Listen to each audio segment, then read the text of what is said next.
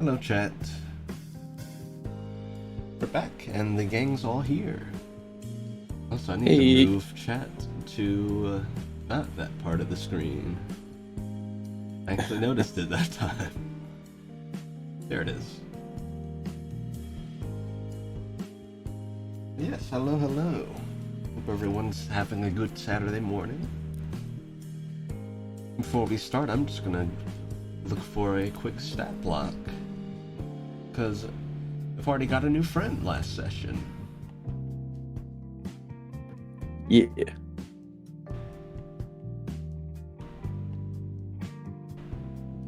I feel like Control F would work here if it wasn't also partially code.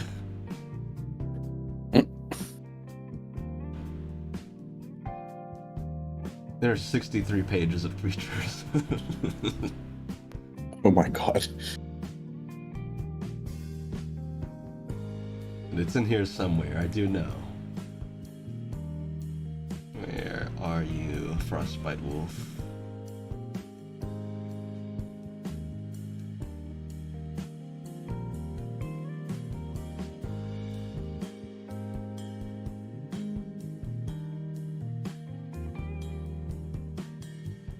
It had to be old, so it can't be far.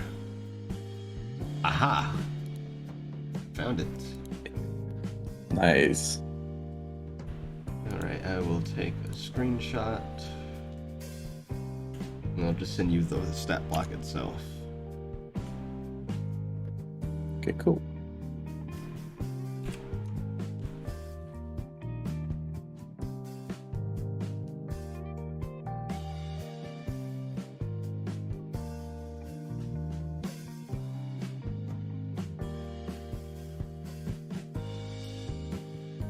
Alright, let me trim that. A little bit of this.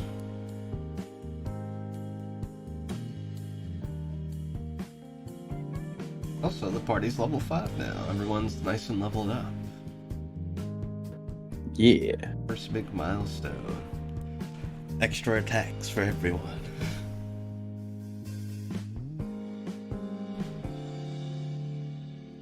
That's supposed to be a cherry. I'm so sorry. It looks like a butt.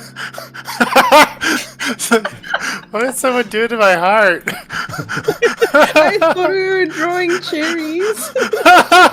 Oh no. Alright. I'm sorry. It's been a long day, okay? Oh no, it's all good, it's all good. Actually, now I think, Let's see. Pictures, screenshots. Oh no, no. we had the same idea. Now it's not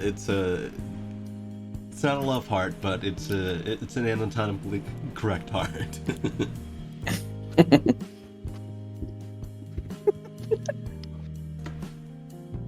Alright, there's your Frostbite Wolf stat block. Awesome. Had to dig around for it, but I did find it. I put puppy. Hey, I can just copy paste the image into Lorekeeper. That's cool. Yeah. Alright. That is good to go. Did anyone have any questions about level up stuff or anything else before we hop in?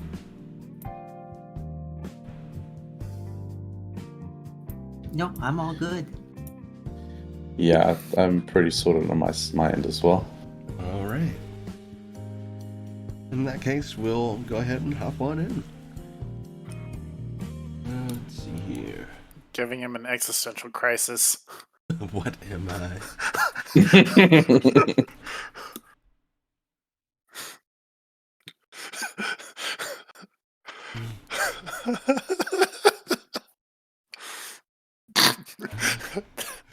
That's our next enemy. Alright, so you all see Bone Snap by the fire with his tome.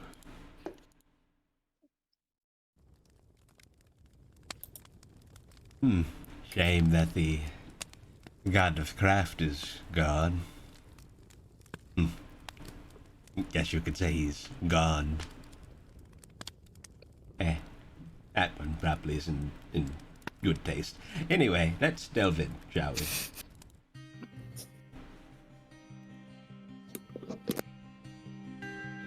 Last time, the party began to unwind after dinner, including Candles doing some research into the scales given to her by Garzathan, Palm doing some art, Gunther writing a letter to his mother about the group's arrival, Talos doing a bit of dancing with an orc fellow named Ingraham, Gunther and Yorick playing some dragon chess and having a heartfelt conversation.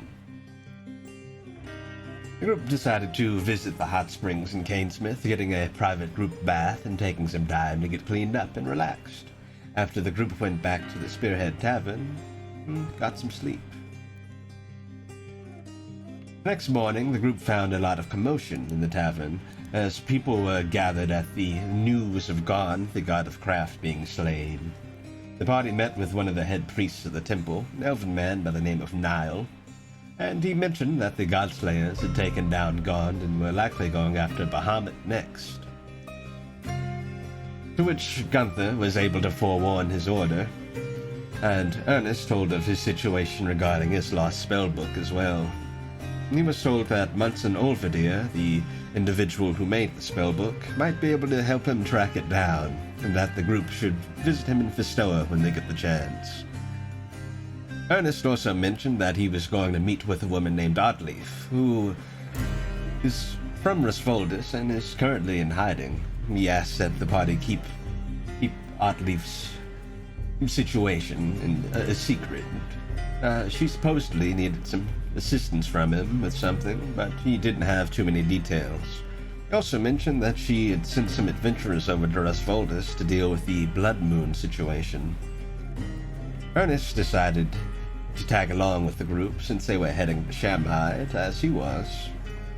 And the group wished Niall luck before they set off on the road again. Along the way, the party encountered some frostbite wolves, one of which Barney befriended after offering some food and speaking with him. He named the wolf North, and North happily tagged along with the group. Continuing on a bit, the group found people frozen solid, and following, the group was spoken to by some hags who wished to add the party to their collection. But after some back and forth, they let the party proceed and warned them not to cross paths with them again. They wished to remain unfrozen. After some more trekking, the group arrived at Barney's village, heading to his home where, awaiting him, were his mother and, to his surprise, an old man who, she explained, was Barney's father. And that is where we pick up. I can't wait to see what they get up to this time.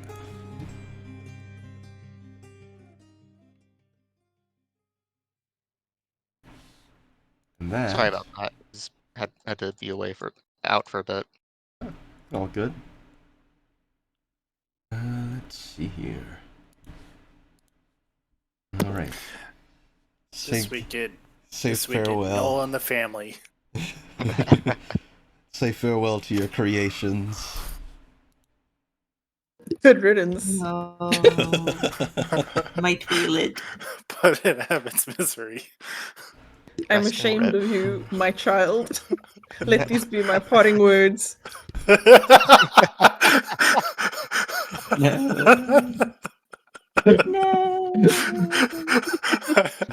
I'm not good with Tiny kids mistake in and case people disappointment. people couldn't tell. All right. We resume in the residence of Barney. You all just walked in, and standing in the entryway is an oldish gentleman, along with Barney's mother, Guinevere. And she kind of takes a moment to take you all in, having just stepped in, having just been told that there were people on the way.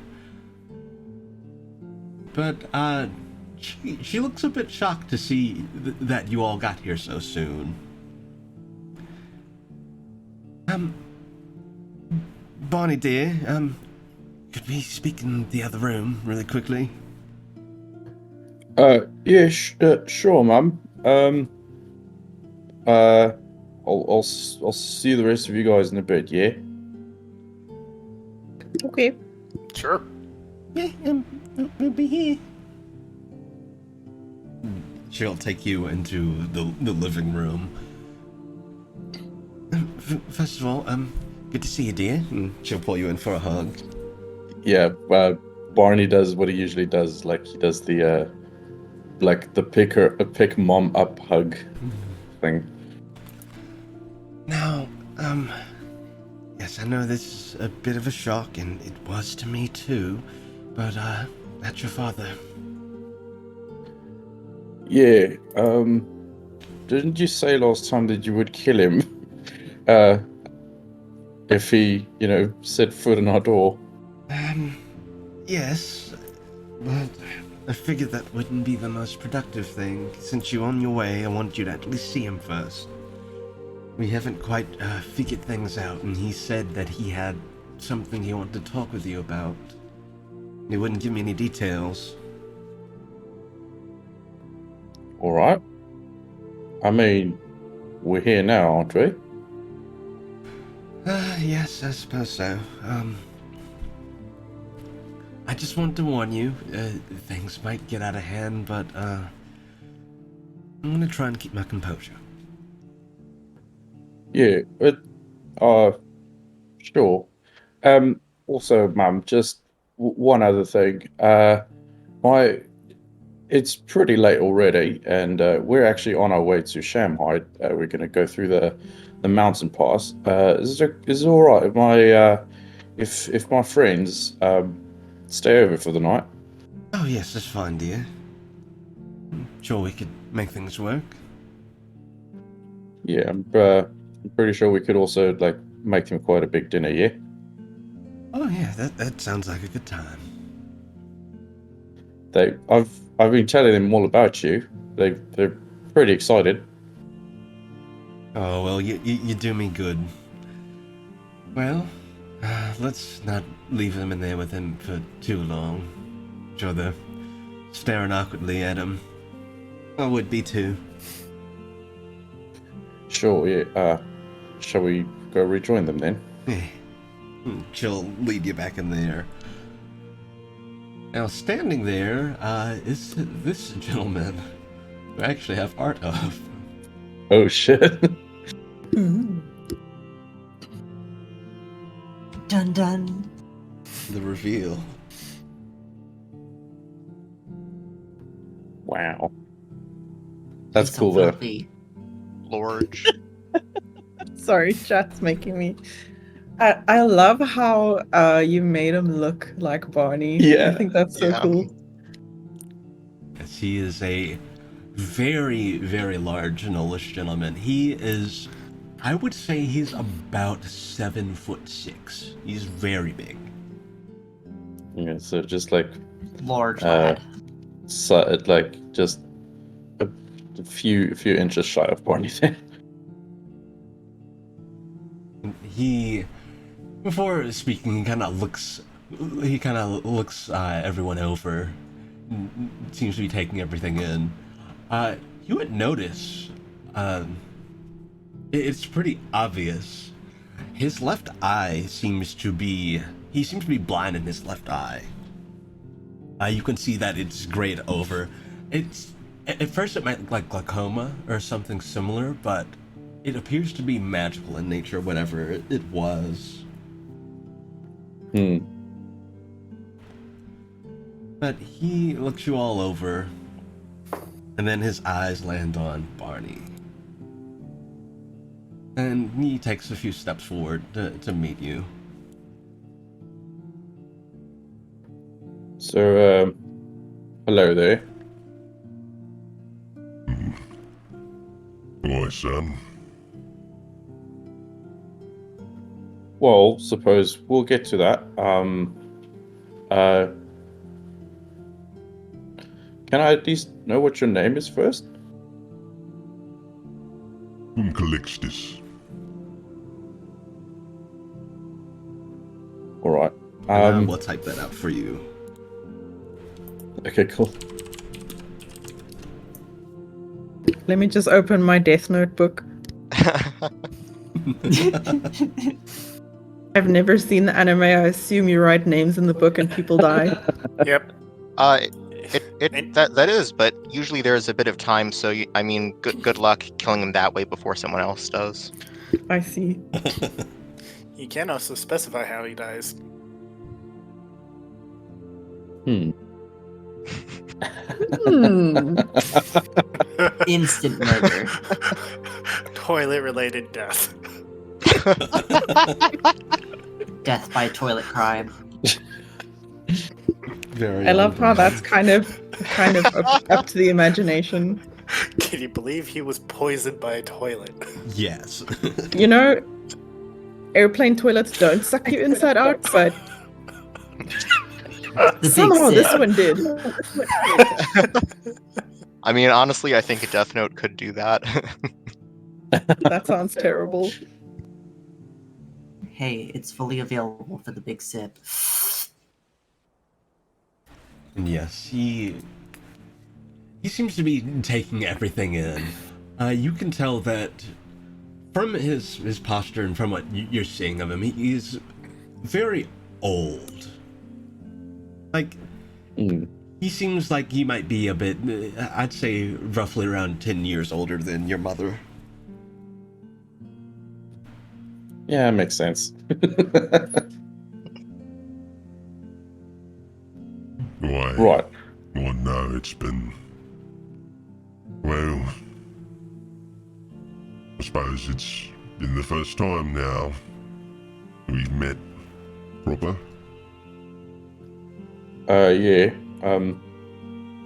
I'd say about 25 years too late. But let's not get hung up on specifics. There is a couple of things I wanted to talk with you about. Yeah, I suppose first I wanted to offer an apology. No, it can't go very far, but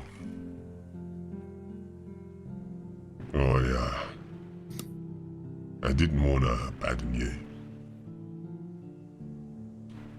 I left you and your mother in a rough spot.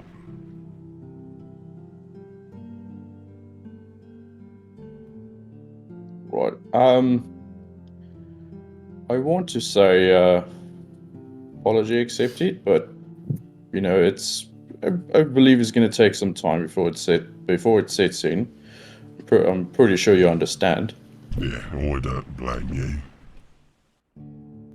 And well, I know people do change, and I mean, that's an awful long time to, just sit with this. So I'm pretty sure you had a lot to think about.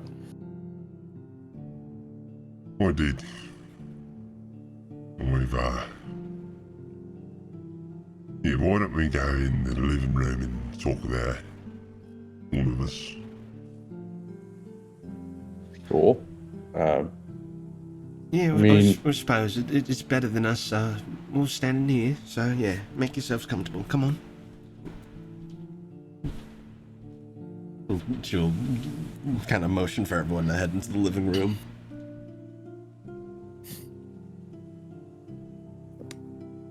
Yeah, very nice living room. Nice and cozy from the elements outside. Very warm. There's enough seating for everyone. There are a few couches that kind of line it, and there's a nice wooden coffee table in the center of the room. Various pelts hanging on both on the walls, and one uses a kind of a shag carpet.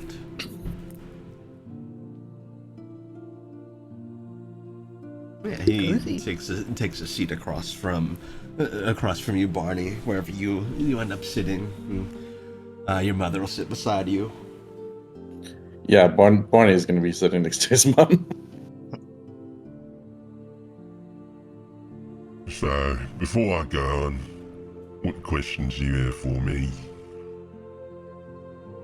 I know you probably have many.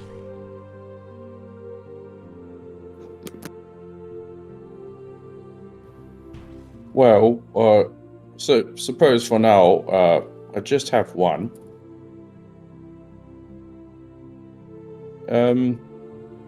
Why now? So I realised my mistake.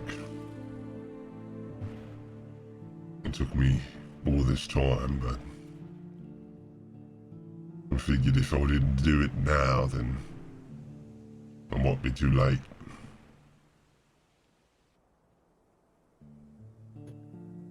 Well, sure, I suppose it makes sense. This is, just all quite, a lot to take in right now. So, maybe the other thing I'd want to ask is, you said there was something you wanted to talk to me about. Right.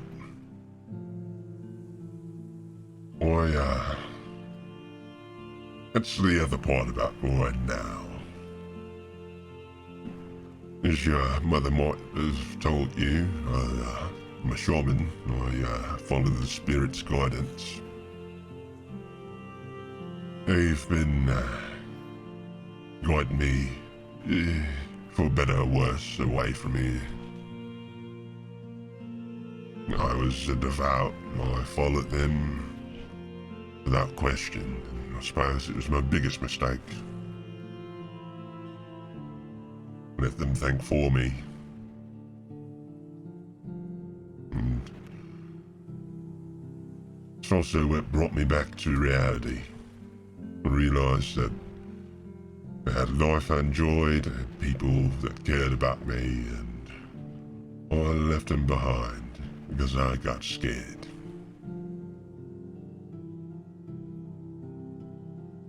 I suppose it wasn't my decision to make. Not something I should have done. I should have decided how you got to grow up because of some weakness on my part. I failed you as a parent. And I failed Guinevere as a husband. I'll take full responsibility for it, whether I get forgiveness or not.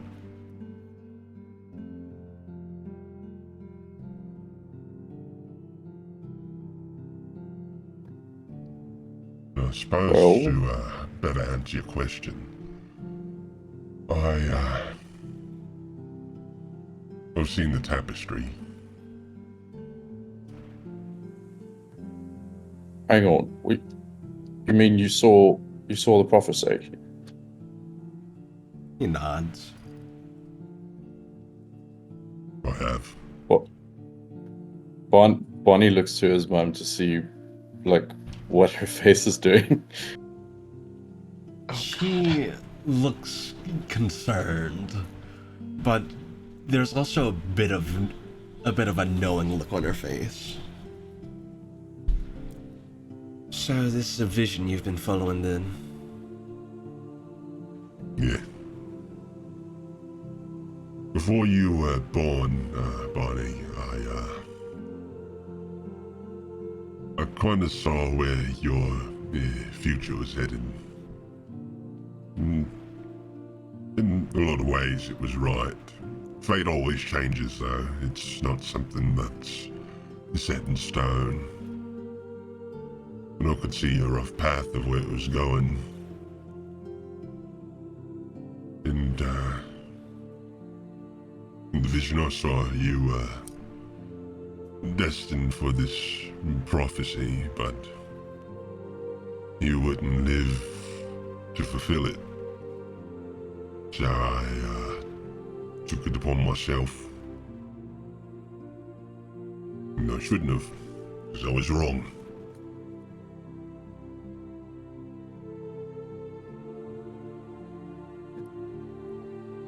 Right, so you're saying that I'm not going to be a part of fulfilling this prophecy?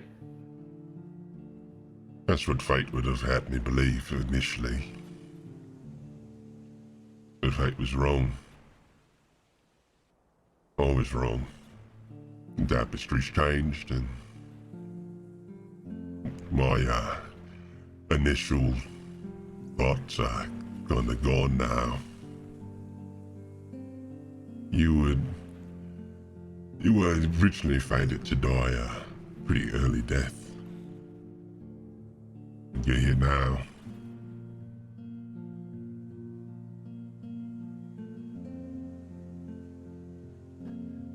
Wow. I honestly do not know what to say to that. And Guinevere, I've got to be honest with you too. A big part of why fate changed the way it did was because of you. You were able to take the reins, so to speak, and raise him up well. You're the reason he didn't die.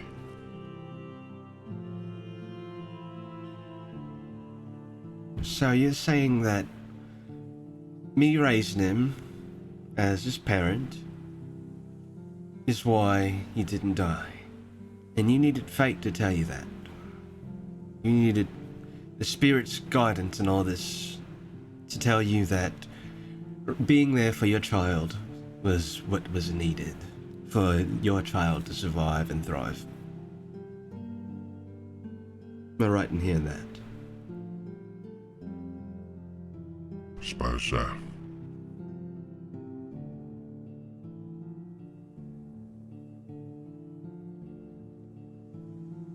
Well, I suppose with that you've seen just what impact you could have had on his life. But you went running off.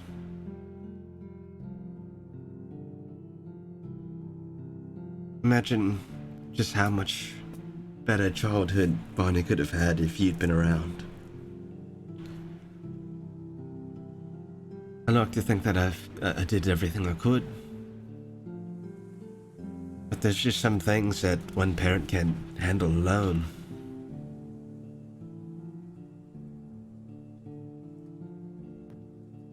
You know what, Mom? I think you did more than your best. Oh, thank you, dear. I mean, it's not been easy, but I couldn't have asked for a better mum still.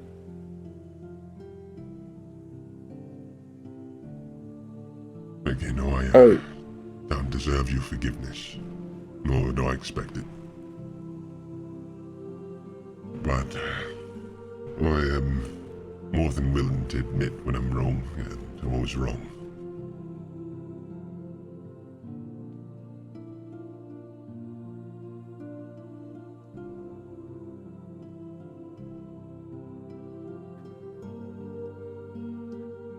Well, it's like I said earlier, it's probably going to take a while for these wounds to heal. So I'm pretty sure you understand that. It's not that I'm trying to be unreasonable. It's just, it's literally the first time I've met you. But I also cannot just as easily forgive this whole situation. But I'm pretty sure I will get there in due time.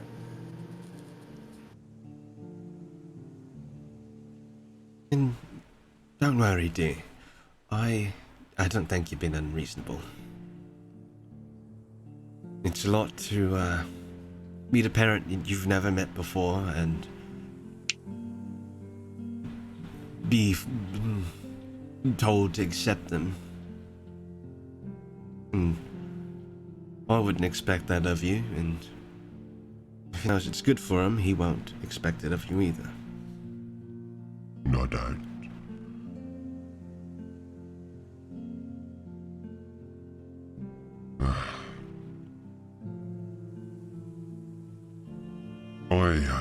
really don't know where to begin here. I want you to know that I've seen it at the very least. As I told you, fate's been changing. I've seen different visions. I've walked a very different path up until now.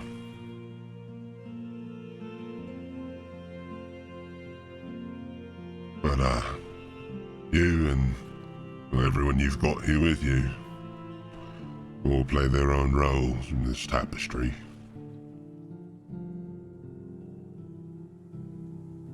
Well, I don't know what they all might be. You're all important to it. And,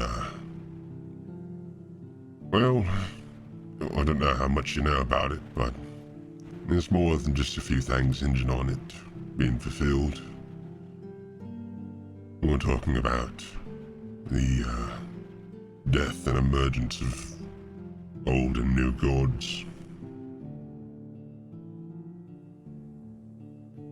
Yeah, we've actually been tracking down a group of god slayers that seem to be always one step ahead of us. Yeah, I've heard about that a lot too. I've had run-ins with them, in fact. And we've also had a run-in with the Umbral Usurper.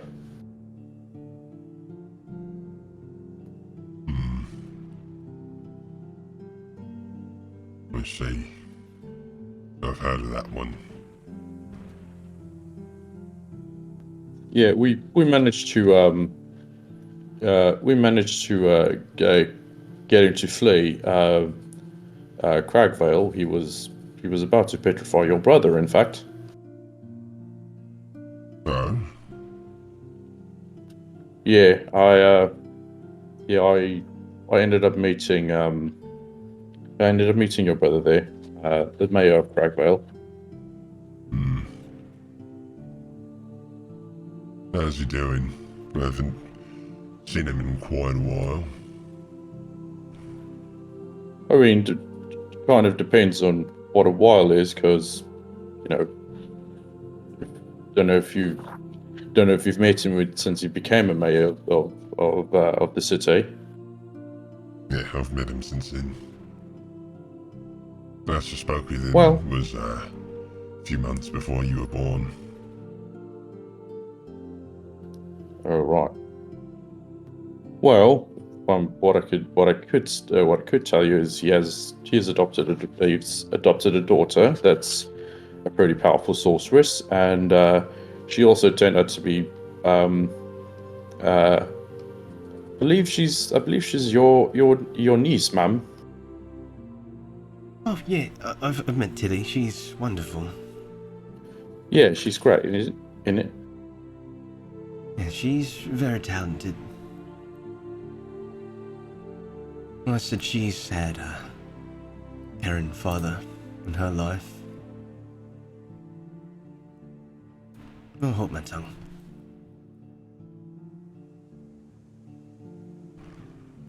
Yeah, well, at least, Targray is looking after her, very well.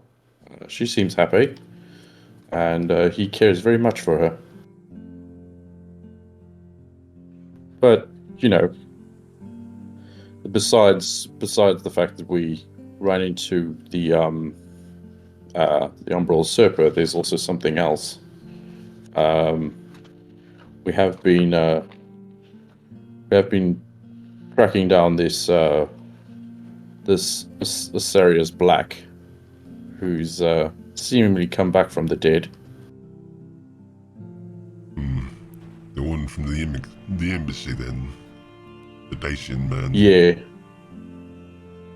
Yeah, it seems like the Onyx Embassy is trying to reform, or at least he's trying to reform it. And he actually has an acquaintance of ours in captivity currently, because he's on the lookout for something valuable to him, phylactery, I believe, of sorts.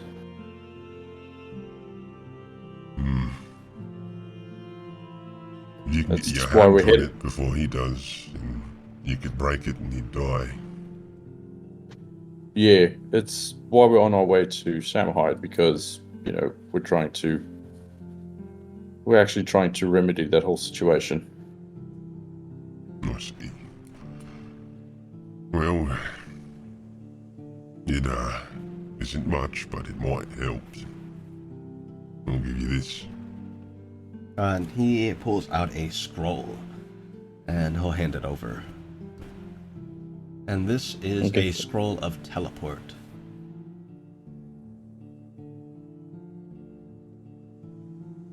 If I can be of any use, suppose I'd like to be. All right, that's actually, I actually do appreciate that.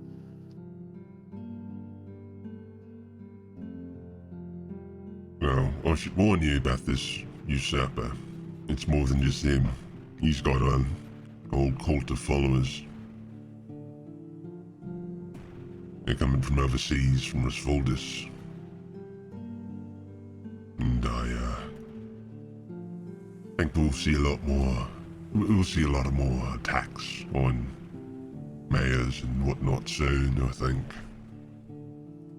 More than just the usurper himself.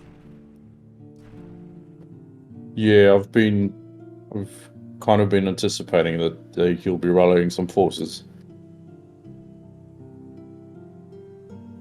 Just be on the lookout. All right.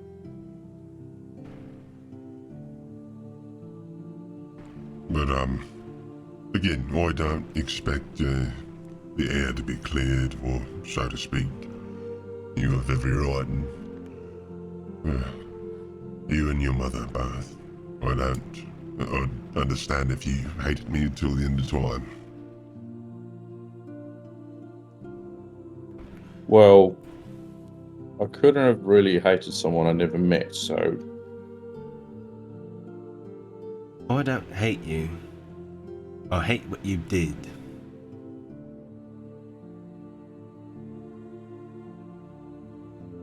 It'll take some time. But for the sake of Barney, and for the sake of everything else, we'll look past it for now. I won't ever completely forgive you, though.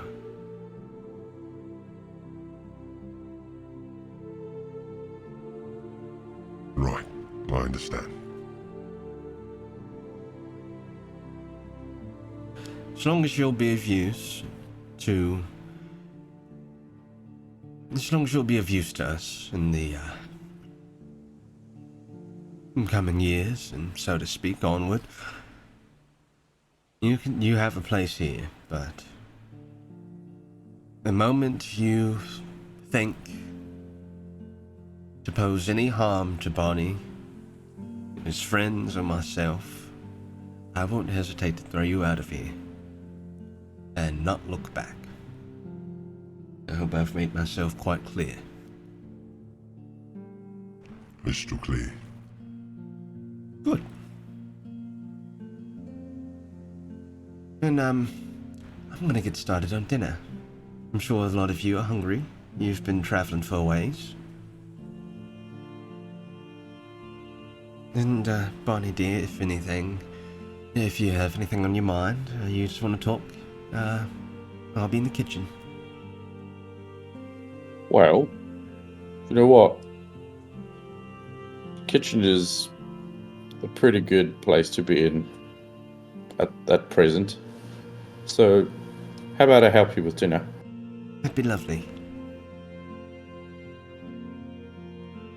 And so the rest of you, sorry we couldn't meet on a more cheery note, but it's nice to meet you. The friend of my son's is a friend of mine. Yeah, it's nice to meet you too.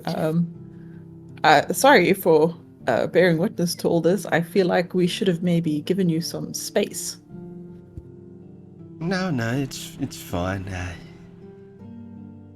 I feel it would have been awkward either way, and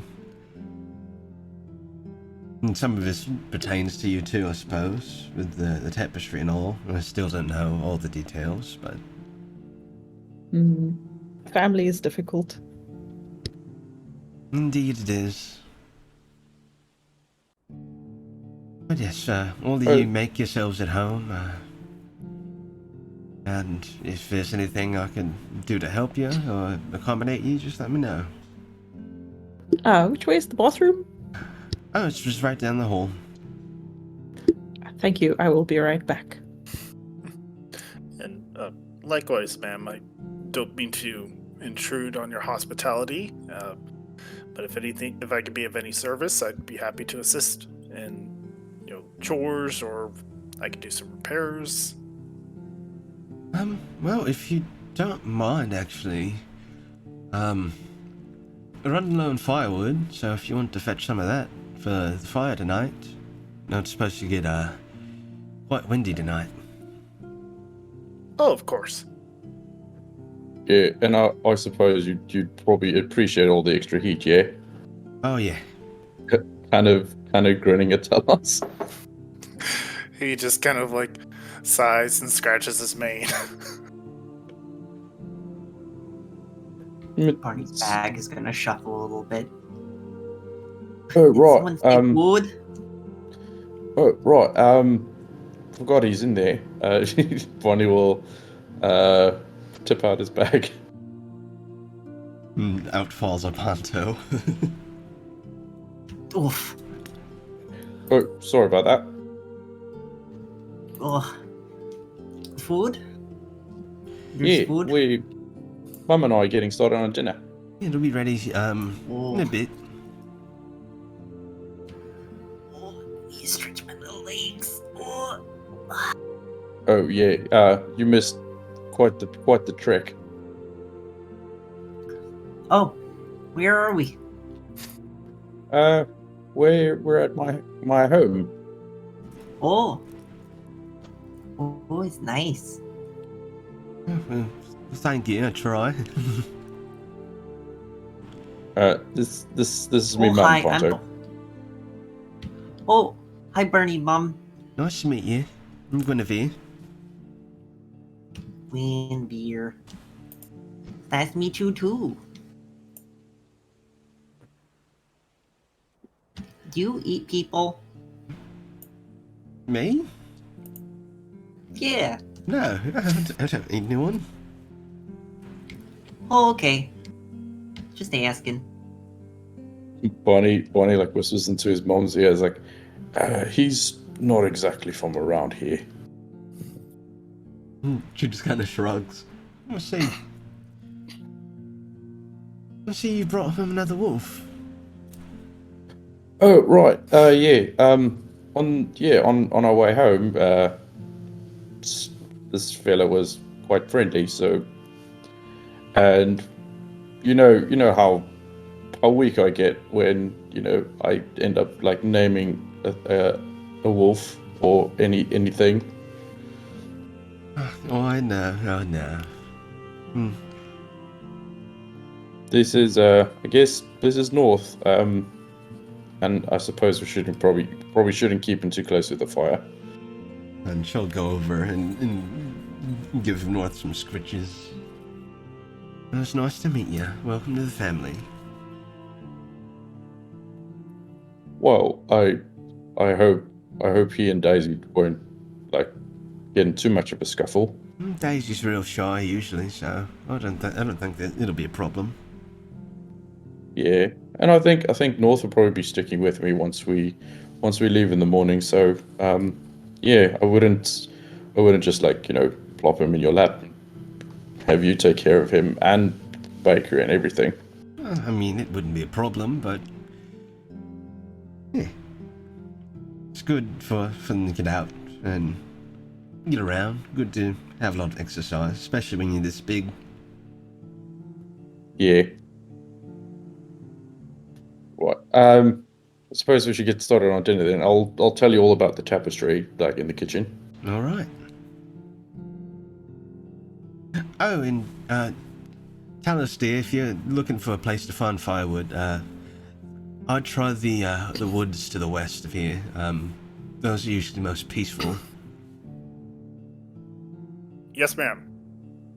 He just bows. Oh, so formal. Oh. My ex is outside. It's leaned against. It's just right outside the door, leaned against the wall. Of course. Yes.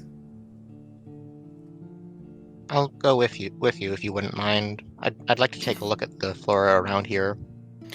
Of course. I just have one thing I need to do before we head out. It should be fairly quick. All right. Talos will. I mean, it's public, but he'll just take off his armor. All right. And he'll move the Urd rune from his sword onto his armor. Very nice. Puts it back on. It's all nice and toasty and warm. He's like, there, that should deal with the cold. All right. Also, really quickly, Palm. So you do find the bathroom, and I was waiting for a gap to demand a very detailed explanation of what yeah, it's like. I was gonna give you one. No worries. So Excellent. And we need the details on your childhood toilet. it's nothing extravagant, but it is very cozy. The toilet it's less like formal plumbing, and it's more like a very deep hole. They do have a toilet, but it doesn't necessarily use water in the normal way. There's a bucket beside it that's, from what you can tell, it seems to be they'd fill it with well water, and they pour it down the hole to wash down anything at the bottom. But it is very functional. Very functional. Very clean. Yeah, it's a very cozy bathroom. I don't know if any of you have ever used a long drop in the winter, but good God, the breeze that blows out of the hole onto your butt. Chilly. But I'm assuming magical, due to magical reasons, this one doesn't give you a butt breeze. No, that's there too. Just a little drafty. It is a bit drafty. But the hole is dug well enough and in such a way that it's not coming up too much. It's not too much of a draft. Okay. It seems to kind of curve at the bottom, hence the water that would wash it down. Okay. Nice. Okay. Interesting. Is there a potty, like a Barney potty? I know some people's parents keep their little baby potties around. There doesn't seem to be one. You can ask Barney. No, making fun of Barney. Also, follow-up question: is there a toilet seat cozy, a knitted toilet seat cozy? Yes, there is. There is definitely. Excellent. Okay. Palm might remove that because she doesn't want to leave fur in the wool. Valid. Yeah, this is a very nice Has Barney bathroom. fallen in the hole when he was a child? Oh. That's where he got his super poop I powers. leave that up to Barney. And will Pronto fall in? Very possibly. I think that's at least a probably. We could put a kitchen sieve in there when Ponto goes. Oh no. We'll just have to tip it out. Never mind. Use once and destroy. You can sanitize it, I'm sure. Yeah, but would you want to, is the question. Well, prestidigitation exists in this universe, which I think is probably a more thorough clean than any antiseptic. That is true. It is very thorough clean. You just have to live with the image of what once was occupying it. All you gotta do is just never it's bake always anything but chocolate stuff. Oh, That's no. That makes it Living worse. deliciously. Yeah, it's a nice bathroom. It's not anything magically extravagant, but it is very functional and very cozy. It's very Thank cottage you. core, I imagine. Absolutely. Mm. Yeah. You get all situated and give your bathroom review. Makes notes. Are you going to present Guinevere with the rubric? What was that? Are you going to present Guinevere with the rubric? The rubric. Oh, yeah. Like the Sorry, my scoring English system. failed me for a Um. second. Yes. Well, maybe not. I don't know. She just went through quite a stressful conversation, so maybe I'll read the room on that one. I feel like Palm would pull out the paper and go, Miss, never mind. Like still go for Like- it, but stop halfway. Like, oh, yeah, ooh, not the Yeah, time. Maybe mean, just Palm- hold on to Palm- this and give it a read later. just slide it under the door when we leave.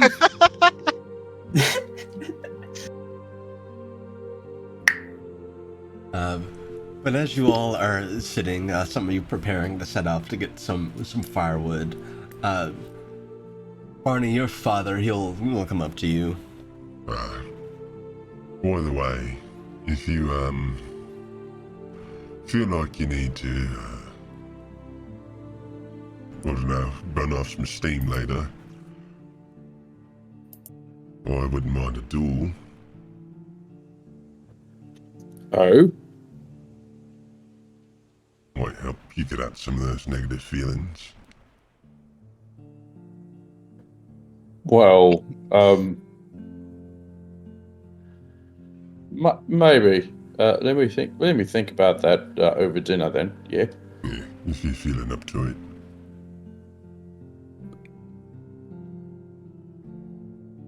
Is he staying for dinner? What? You're staying for dinner, right? Yeah, I won't be here. Interesting. Okay.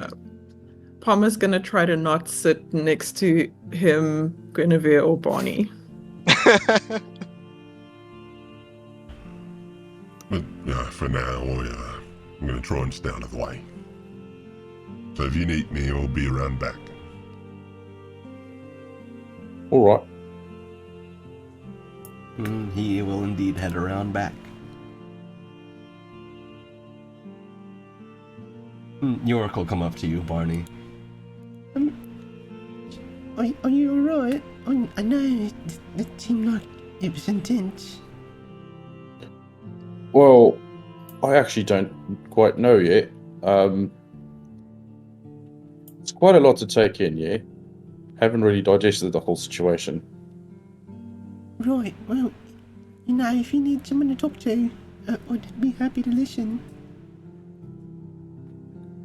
I do appreciate that. So, yeah. I guess I should go help your mum in the kitchen, yeah? Oh, where did this dog come from? He's so fluffy. North will walk over to you, Ponto.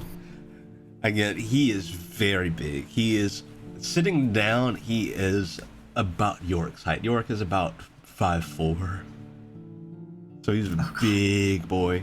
Ponto's like 2'5". Meal. Ponto's like hugging its leg, like it's so fluffy. And despite him being a frostbite wolf, he's very warm.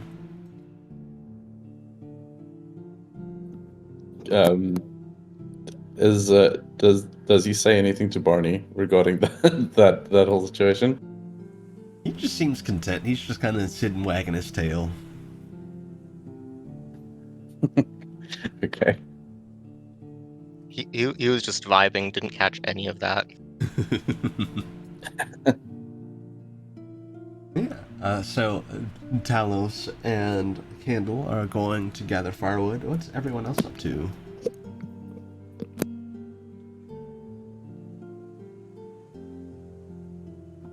No, Barney is Ponto's helping really with busy dinner. with the dog. I think Tom's carefully studying all the paintings or art that's up in the house. And this is something I actually do when I'm uncomfortable in someone's house and I don't know what to do. I just engross myself in any art they have up and like just zone out and look at the art. It's I imagine a something lot to of talk about, I it guess. is a lot of it are different types of kind of like very fancy like plates, like heirlooms almost. Some of those are hanging up. There are some spears that are kind of an X pattern that are hanging above one of the doorways. There are various animal pelts that are hung up, as well as what look like charcoal drawings.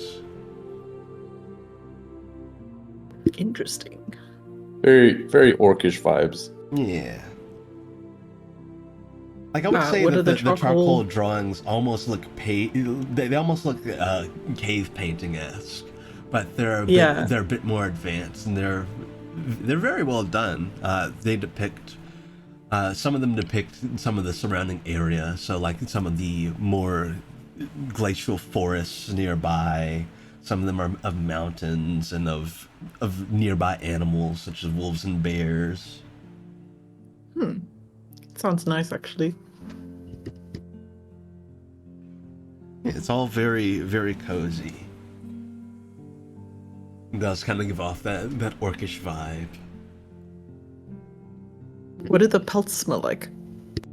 Oh, they smell. They smell pretty fresh, as in they don't stink or anything. I would say they smell probably like not much. They just kind of don't have much of an odor or anything. They seem to have been magically cleansed. So no, like dust and tallow pelt smell. Maybe a slight one. Very homey. Yeah. But Guinevere will peer back in before everyone goes and does whatever they respectively do. By the way, before we start making dinner, anyone have any food allergies, I suppose I should ask? What's a food Nope. allergy? No, ma'am. No. I don't think Only so. the average selection of poisons, haha.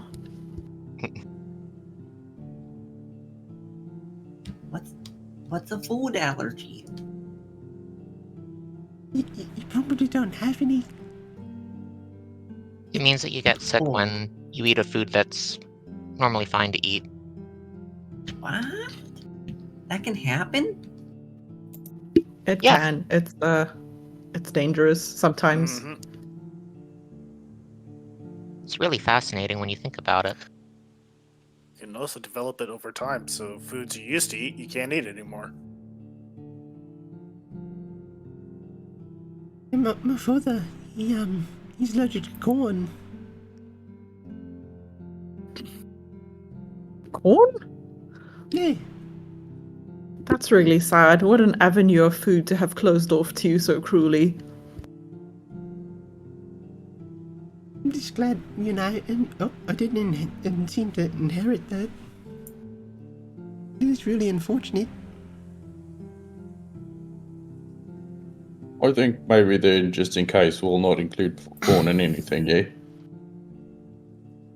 Yeah, we can work without it. By the way, dear, since we haven't cooked together in a while, let you take the lead. What do you want to make? Oh, all right. I guess I'll go into the kitchen and see what ideas spark them out, like from what we have there. All right. I did get I've some only- goat cheese in, so there's plenty of that. Ooh. Yum, good cheese. That's Ooh, fantastic. cheese. I think I can work with that. They've pretty much only really I've only pretty much prepared like finger foods for them before, so I guess it's like the first proper meal for my friends. Ooh, that's exciting. Yeah. Oh, Mr. Wolf. Since Oh, you're making by the food, way, you man, want to go like- run around? Okay. He'll just kind of nuzzle against you, and you can take that as a yes. Yes. Ponto's just gonna start climbing up onto the back of the wolf. Yeah, he can easily support you. Well, I think North has taken a liking to Ponto. No, seems we've got two different personalities. Daisy is quite shy, and North seems to be quite the friend. Yeah, I think he's much younger than Daisy though. Yeah. Say, Let's Mum, run and go crazy. say, Mum, don't suppose Bev is home at all? No. It's been a bit though. Oh. How long's she been gone? Let's see. When was the last time you saw her? I guess before I headed out to before I got this invite to go to the dinner, so at least a couple of days ago. Right. I think it's around then. It's been a bit. Aren't you worried she's not home yet?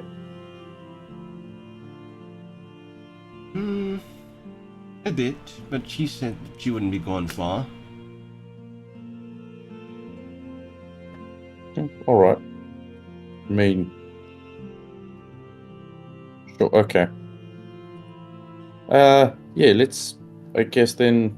Let's go make some dinner. Yeah. Yeah. What do you end up cooking? So, to kind of give you a rundown of some of the ingredients you might have, you have definitely plenty of goat cheese. I would say probably some venison and other game meat. Definitely plenty of freshly baked bread, and Oh yeah. a good selection of vegetables as well. That you would be used to your mother getting imports of some vegetables every now and then. So you've got plenty of like carrots, you've got spinach, you've got a good bit of everything in that regard too. Cool. I'm actually looking up some things that I can get some ideas myself. Yeah, if you want, we can come back to that while we cut to them getting firewood outside. Yeah, Goat let's cheese do with that. honey and nuts and fresh butter. It does sound pretty good.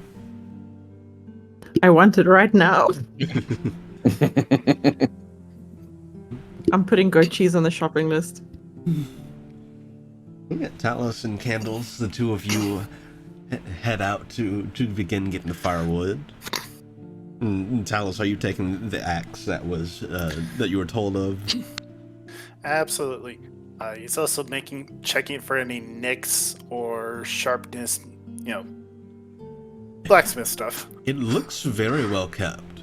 It is sharp in just the right places. It doesn't seem like it's very dull, like it needs to be sharpened, and there don't seem to be any out of place scratches or nicks in it.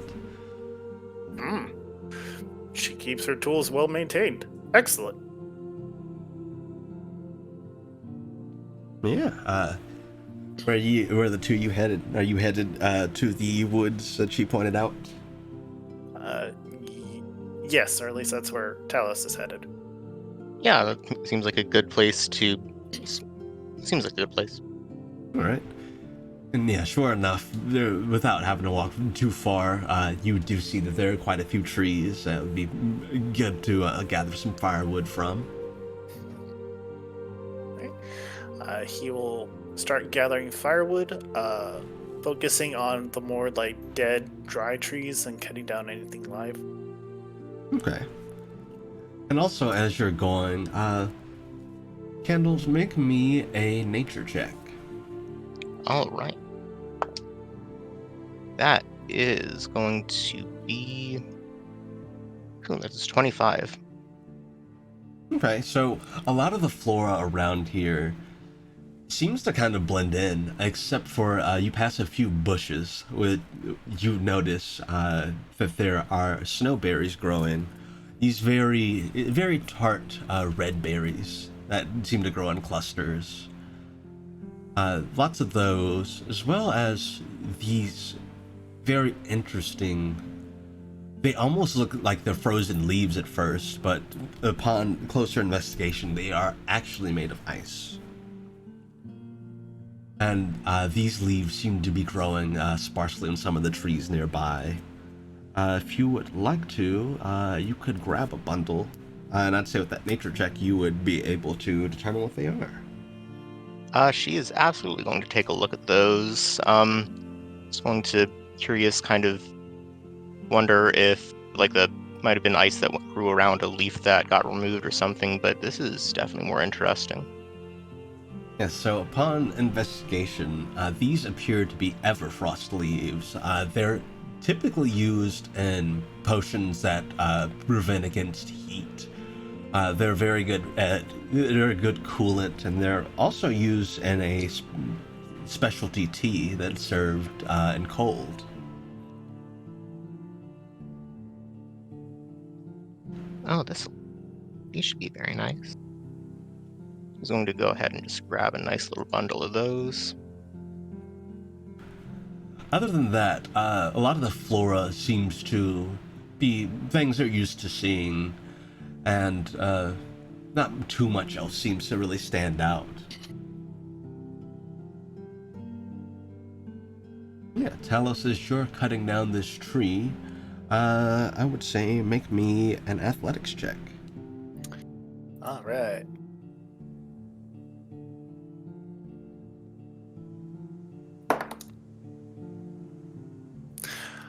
Athletics, that is a 26. All right, yeah, easily enough. With the great condition this axe is in, and you picking and choosing a suitable tree, you're able to get one cut down and split correctly. And yeah, it is very yieldful, and it provides quite a bit of firewood from this one tree. Just kind of show off. He'll do that thing Captain America does and just like takes a log and just splits it in half with his bare hands. Wow. Yeah, you've got quite a bit of firewood. All right. Do you think I should get more? It wouldn't hurt. Besides, be a nice gesture for Barnacles' mom. Indeed. He'll like make a huge amount, and when it comes time to like carry him, he will grow to his larger size. All right. So are you cutting down another tree? Yes. So this time, as you start to cut into this tree, you hear something. As if in response to it, you and Candle both hear this as it happens. Give me 1 second. There we are. So you cut into this tree, and you just hear, Ow. Candles, are you okay? I'm fine. I'm not sure if that tree is, though. Wait, it's... Oh.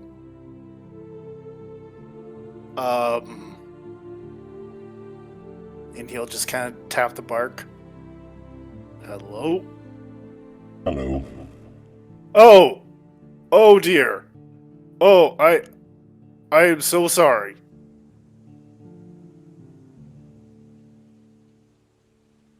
It's okay. I That really hurt, though. Yes, it's a very well axe, and I'm very strong. I didn't realize you were alive is not the correct term. Awakened, conscious.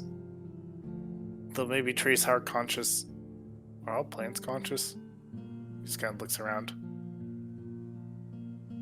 I don't know. I think it's Oh. because of this dagger. The And dagger? you see the branches kind of move around and point out a dagger that's stuck about midway up on the side opposite you.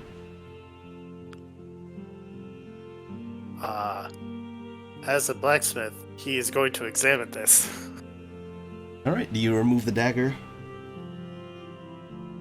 He will ask permission first. It's like, may I... Is that hurting you? Should I take that out? I can't really feel it. I just know it's there.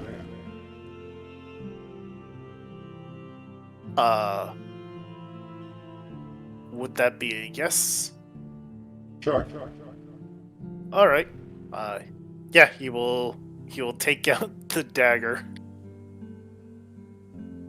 All right, so you remove the dagger, and in your hand now, it's a smaller dagger. It seems to have kind of a curved blade, and at where the blade and the hilt meet, there is kind of this faint white glow, and it's in a circular shape. It almost looks like an eye, and as you're kind of looking at it, you see it blink. Hello. He looks at the tree. Seemed to come from the dagger.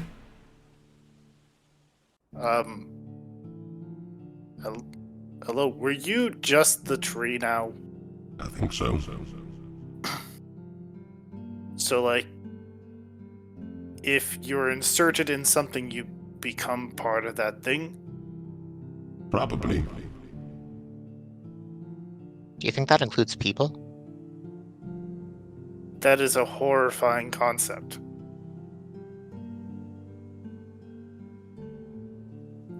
Like, imagine stabbing someone, and then that person now has another spirit inside them that also feels the stab. Assuming try it. assuming that is accurate. Is that accurate, sir? Ma'am? I don't know. They? Do you have a name? Not really. Not really. That is an interesting name. Yeah, it just blinks. Not really. Do you mind if I examine you? Sure. And he will examine. Not really. All right. So I guess the question is, how are you going about examining it? Are you trying to ascertain the magical properties, or are you just kind of looking at the craftsmanship? The magical properties. I'm assuming like he'll always be examining for craftsmanship, but definitely focusing on the magical properties for this. Okay, make me an Arcana check. All right. Nat 20. Okay, so Oh shit! 21. looking it over, Doing it to him. you would see that this has some kind of awakening magic infused into it. From what you're able to gather, which I would say with him being able to talk and offer some very, albeit perhaps not the most helpful, but some insight into what's going on with him, it would seem that whenever this dagger is stabbed into something inanimate, it becomes animate.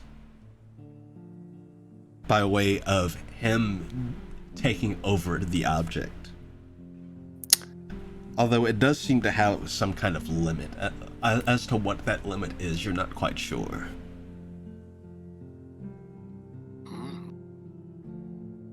This is extremely intricate magic. Yeah. What led you to being stuck in a tree? A hand. Fair enough. True. So someone placed you there? Yep. Was there a I'm reason? I'm starting to see why the dagger was placed somewhere and left there. Yeah. I don't know. It just didn't come back. Do you know how long ago that was? 2, maybe 3.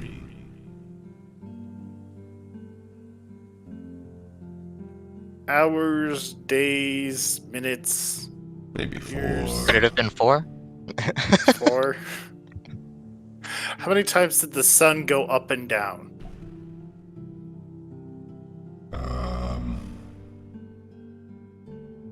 I don't know. That's fair. If I was stuck in a tree for eternity, I don't think I would count the days either. Are you malicious? Like, do you feel like hurting anyone? No. Probably could, Oh. though. I am a dagger.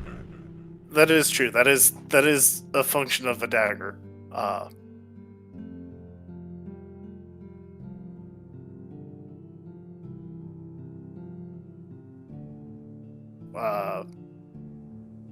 Are you happy being in the tree? Hey. I don't really mind either way.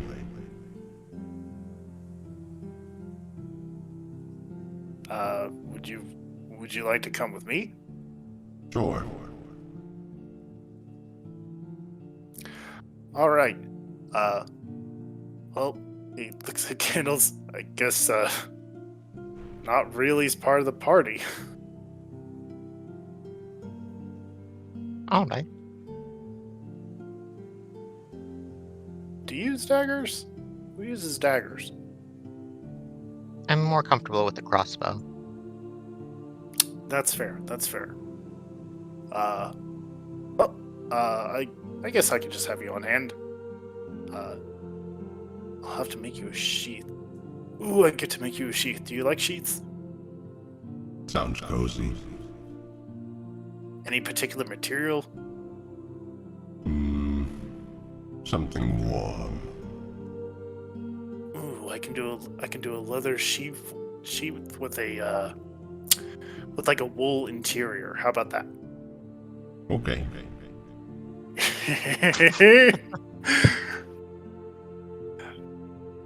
Hey, you'll just like kind of like put him in his pack. All right. You've acquired a dagger of awakening. And I'll get you a proper description of that before next session. Alright. AKA not really. Yeah, not really. I am running with this bit.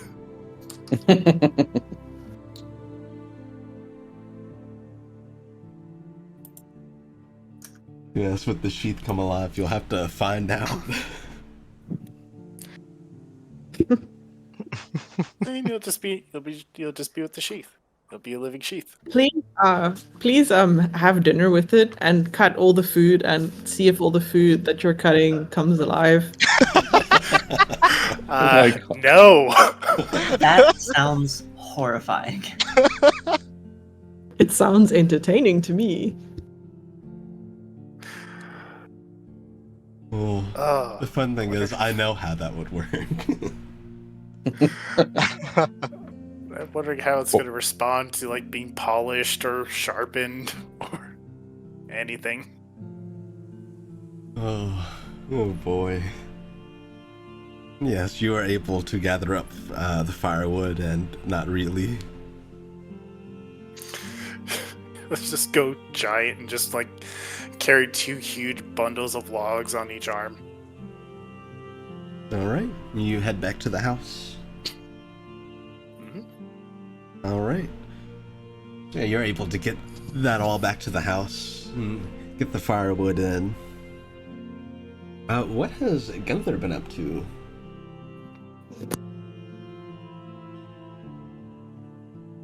If anything in particular. Gunther's just been reading. Okay. Imagine Yorick's probably kept you company as well. Yeah. And did Ponto go outside to ride around on North? Yep, they're zooming. It's the major zoomies, and Ponto's just like, yeah! Yeah, you got a few people who kind of glance across the way, but no one seems to really be bothered. And once North is tired, he'll come back inside, and with the firewood being brought in, he'll curl up by the fire.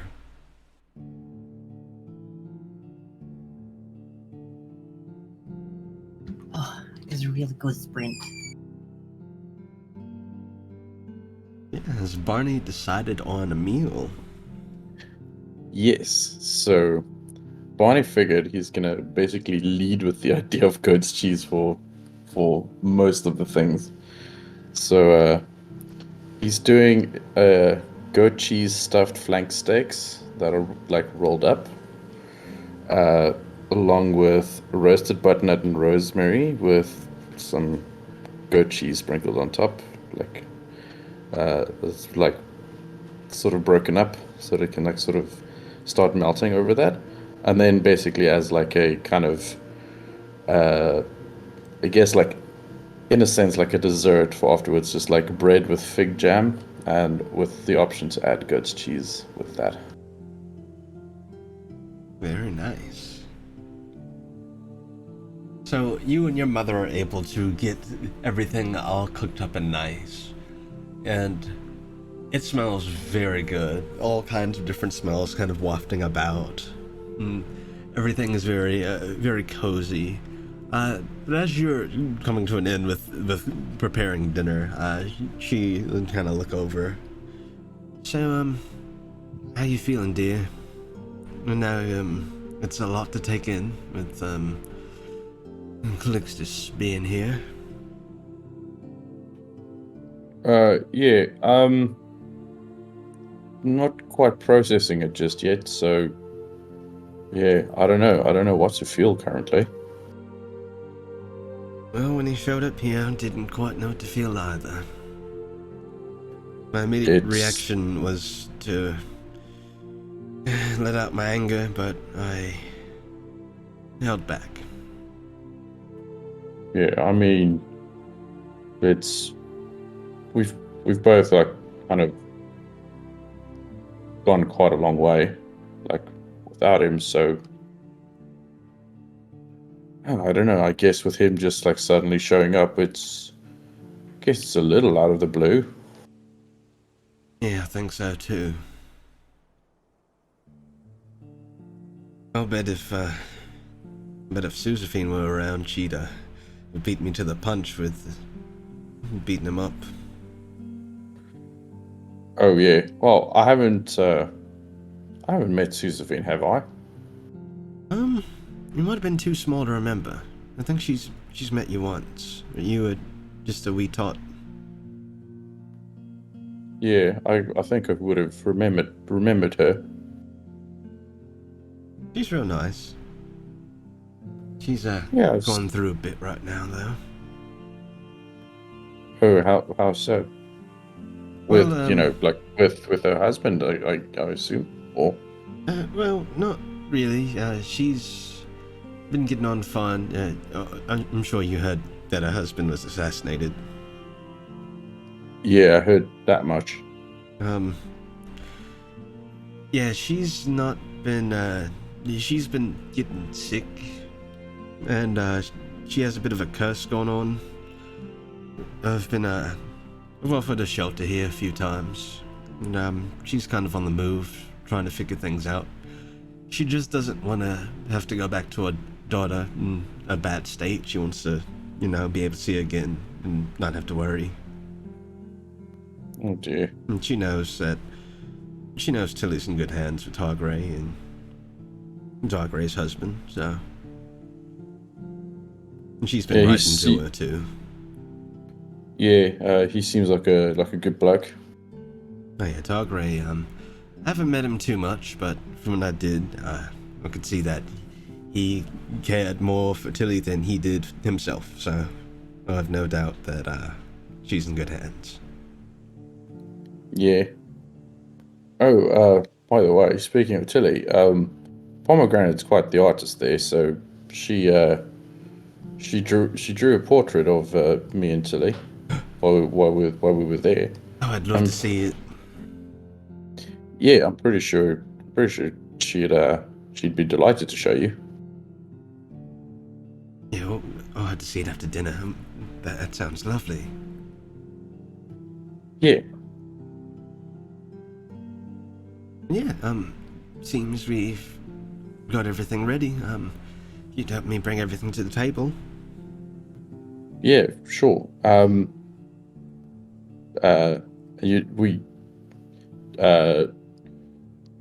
suppose Calixtus is joining us, right? I think I asked this before. Yeah, he said he was going to join us. I told him he's fine to join us at the table. I don't know, he seems like he's running through a lot in his mind too. I don't know the whole truth as to why he came back, but from what I've been able to tell, he at least feels undyingly guilty, as he should. Yeah, I mean, he seemed genuine. I feel like there's still a piece of this puzzle we still haven't gotten. Hopefully we can squeeze it out of him. So I'd rather not hold any more secrets. Yeah, you reckon so? Yeah, I think there's something more. I mean, he decided to... I don't think he decided to come back. He may not have decided to come back purely by guilt alone, like you said. You mentioned something about the spirits telling him that he should come back, but I don't know how that works. Don't know too much about that. I know he's a devout to Zephyrs, the god of the ethereal plane. Right. I mean, I guess he did sort of invite me to a duel, like, after dinner, so maybe I can get to pry some answers out of him then. You know, that might not be a bad idea. There's one thing I learned back when I was doing combat training when I was young, is that you learn a lot about a person when you fight them. Alright. Then I think I might just take him up on that. Well, only if you're feeling up to it, dear.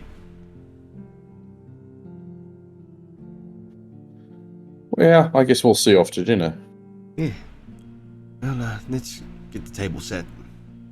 I'm sure a lot of folks are hungry. Yeah, it's been a long trek. Yeah, she'll help you get everything set out. Everything nice and neat set out in the dining room. Very big table.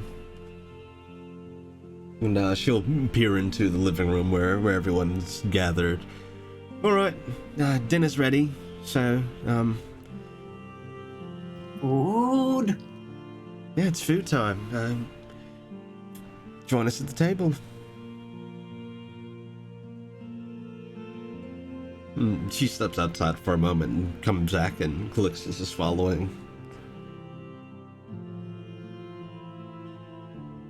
Yeah, do you all grab a seat at the table? Palm does. Ponto grabs the first chair he can get into. Yeah, if we've gotten back, then I'm not sure about where we are. Yeah, you've definitely gotten back and gotten the firewood situation sorted. Oh.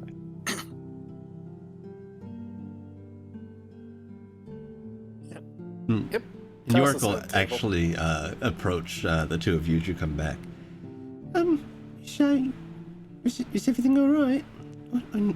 I just worry, you know, with the witches we ran into. Yes, everything went well. In fact, it went. It was quite a unique experience. You'll open this bag, pull out the dagger. This is not really. Not really what? Just not really. That's her name. Say hi, not really. Hello. Oh, you can talk. Yep.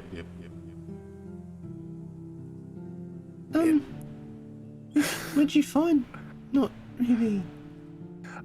Stuck in a tree that was also alive until I took it out of the tree. So it apparently has some very powerful awakening magic in it.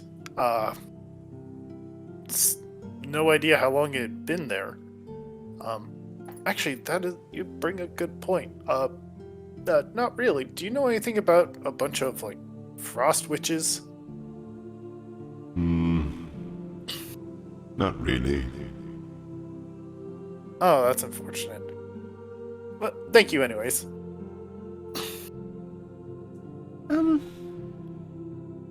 So you said it awakens stuff. It brings stuff to life.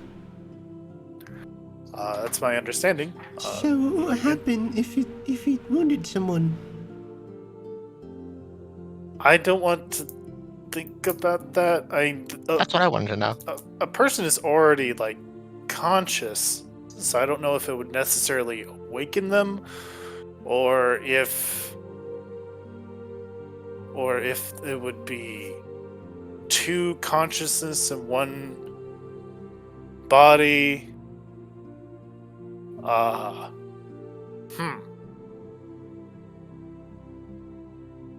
there's one way to find out. Yeah, I was contemplating maybe like pricking my finger with it, but that might not be best in someone else's home. Plus, we don't know how far it needs to be driven in to take effect. Yeah, I might have to like. I'm pretty hardy, but I don't really appreciate getting stabbed. Palmer's trying very hard not to look at Barney's dad. Or you could stab the table. That would be rude to our host.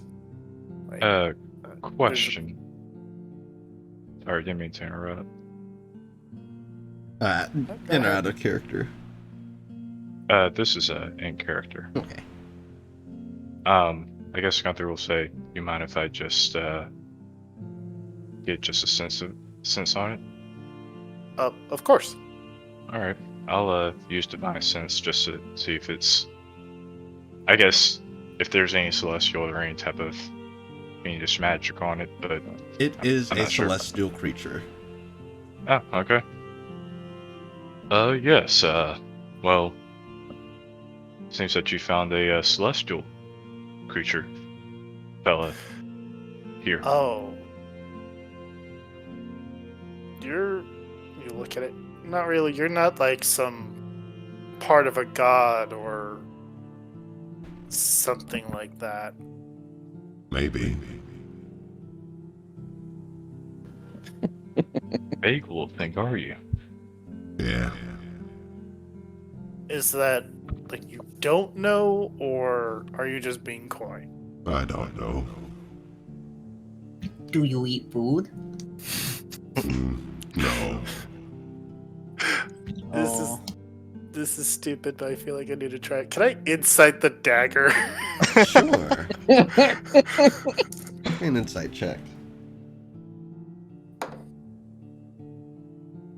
That's a 3. I don't feel like spending luck on this. Oh no. You're not quite sure. But from what you've gathered so far, he just doesn't seem to be the most helpful.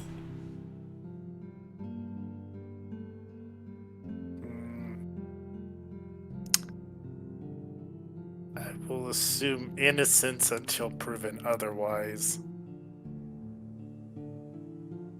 I said that out loud. I'm so sorry. He just. You sure did. The eye just blinks. He doesn't say anything.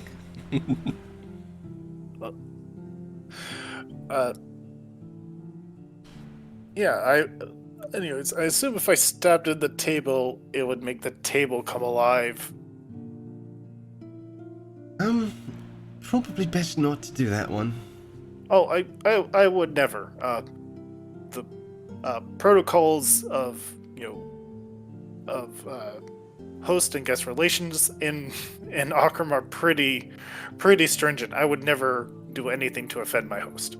Oh no, you see, I'd just be worried, stepping into the table, it's got 4 legs, it could probably run pretty fast. I don't know if I could catch it.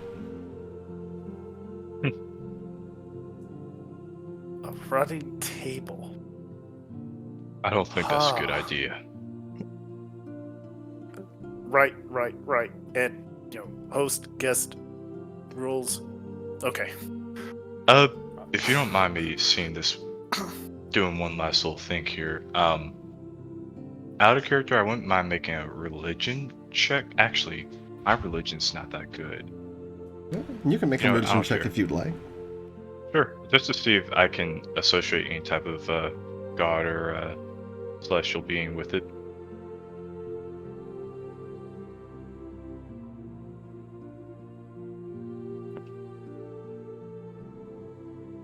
Or maybe not, because I can't. Okay, they were assigned that 20.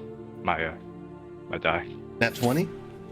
No, it's not that 20. I was trying to look for my D20. Ah. That's a 9.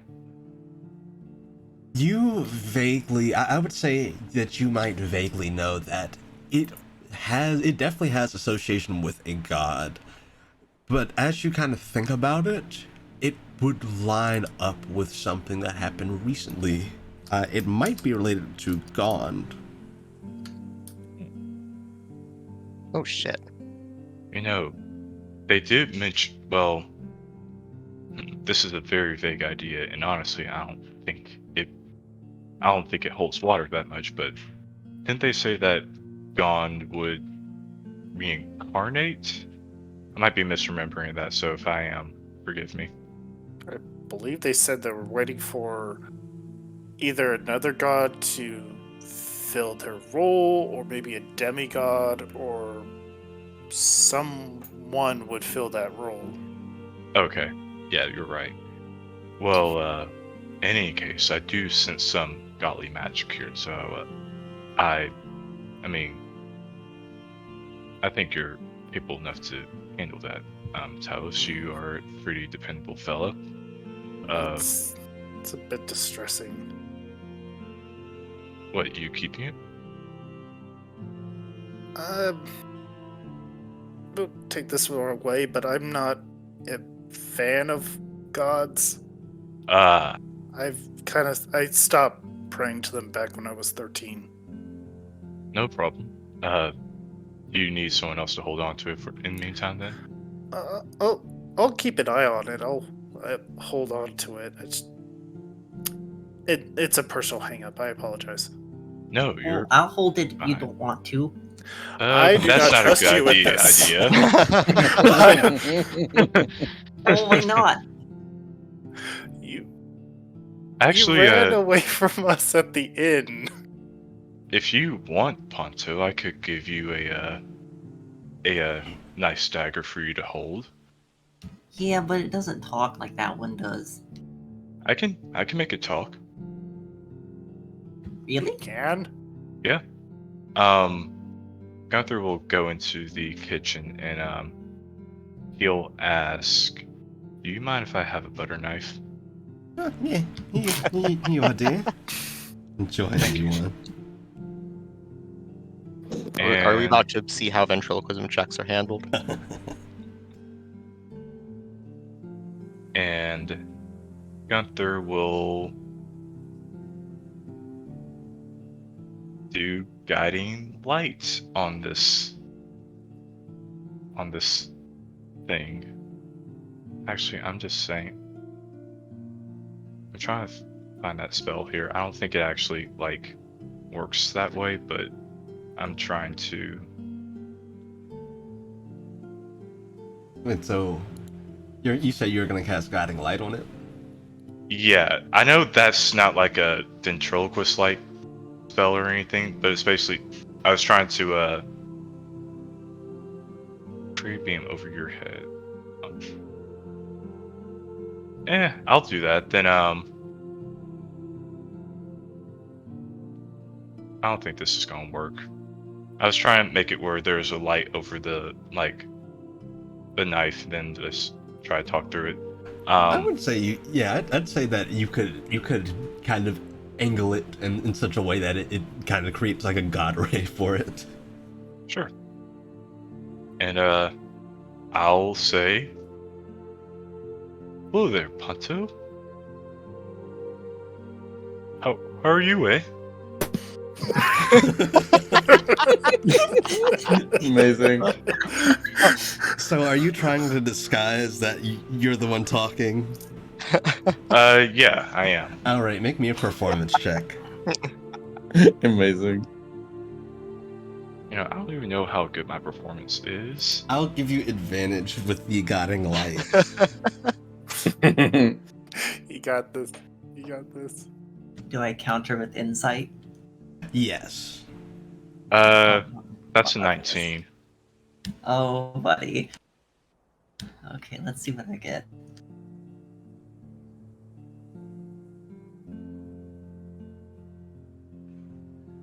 It is also a 19. Ooh. In case think in case of contested 13 plus rolls. 6. In case of contested rolls, you both re-roll. Okay. Here we go. Oh, come on. No, it dropped. Natural 20. I don't think this is gonna work here. Can I? I don't know if Talus would do this, but I kind of can I use spend a luck to make him re-roll that 20? Yeah, you could. What? Really? I don't know if that was worth it. I actually got a 5, so Oh no. I dear. can't get lower than that. I have a +6 to the roll. yeah. So How does you can. Ponto react? I got so with the reroll it was a 13. Ponto is just kind of looking at the butter knife and squints. No. No. No. I'll take it for my food. Okay. I'm sure we can find you a good friend that's not lethal. Well, I have a little stabby thing too. He's gonna pull out his scimitar. Okay. He's got a sword. We all have swords. I don't really use it, but it's good at doing the stab, and he's gonna stab the table. Well, I think maybe we should go on and eat now. For This is for the reason why I'm not giving him the debt. I'm not loaning him. Not really. But with those of you who do go ahead and dig in, it is very good. It seems that Barney and his mother are a force to be reckoned with when it comes to cooking, especially both at the same time. It is perhaps one of the best meals you've ever tasted. Ponto's Thank gonna you so much. stuff himself full, and he's gonna stuff his plate full of more, and then he's gonna hop off the table and walk over to North, and he's gonna eat with North. This is exceptional. Oh, thank you.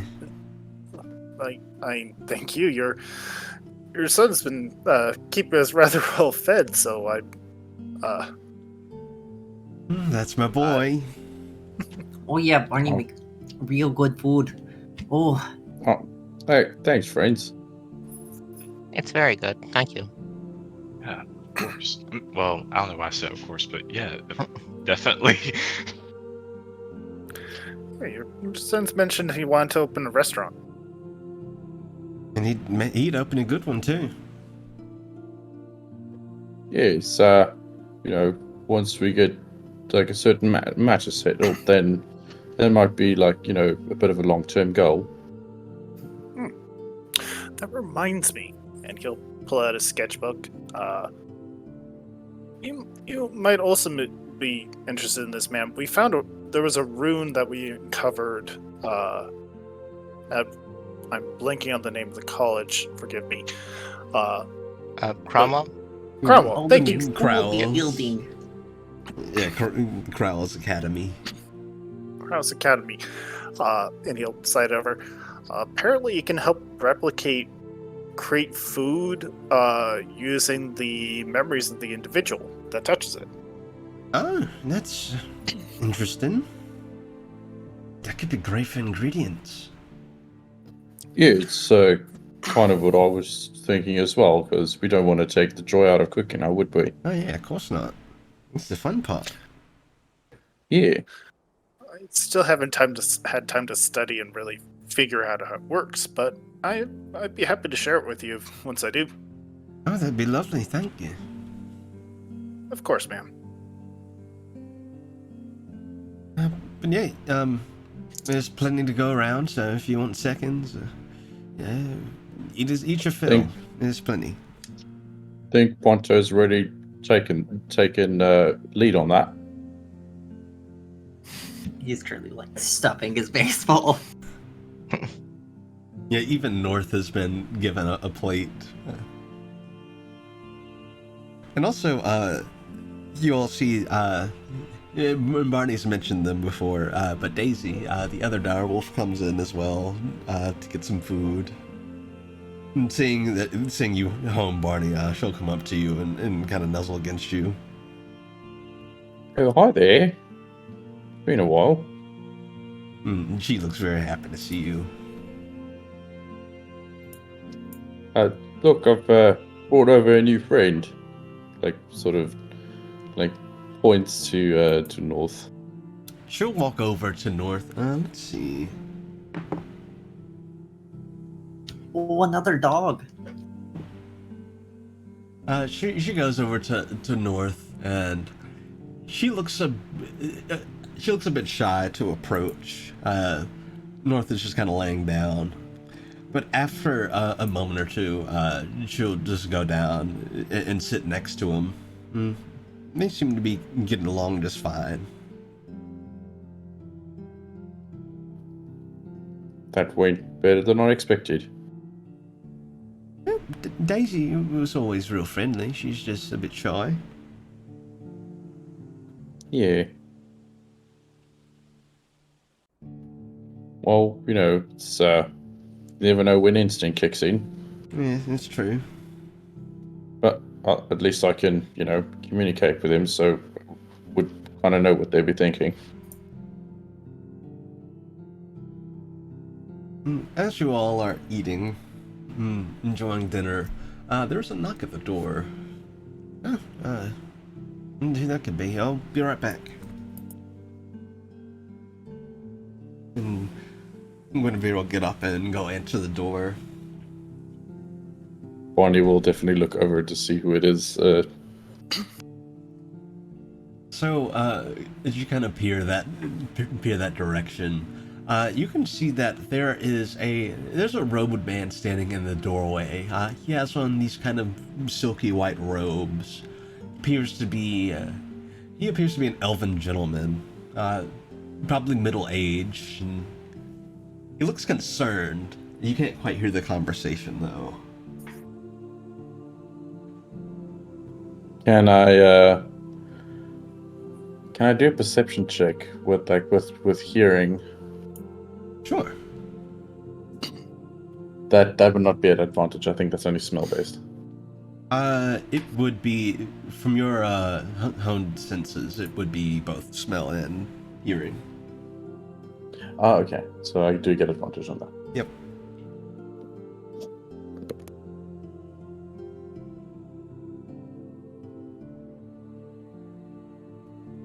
That is a 22 total.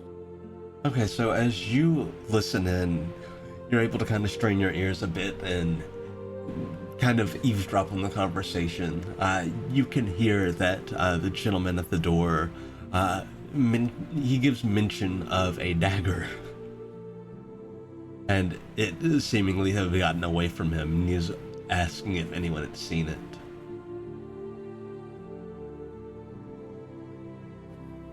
Oh, hey, tell us. Roll.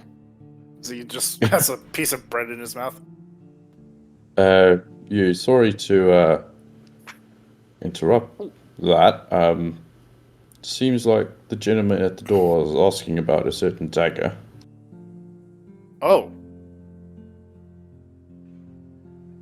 I may have eavesdropped on the conversation there. oh, understandable. Excuse me, and he'll get up and he'll head to the door.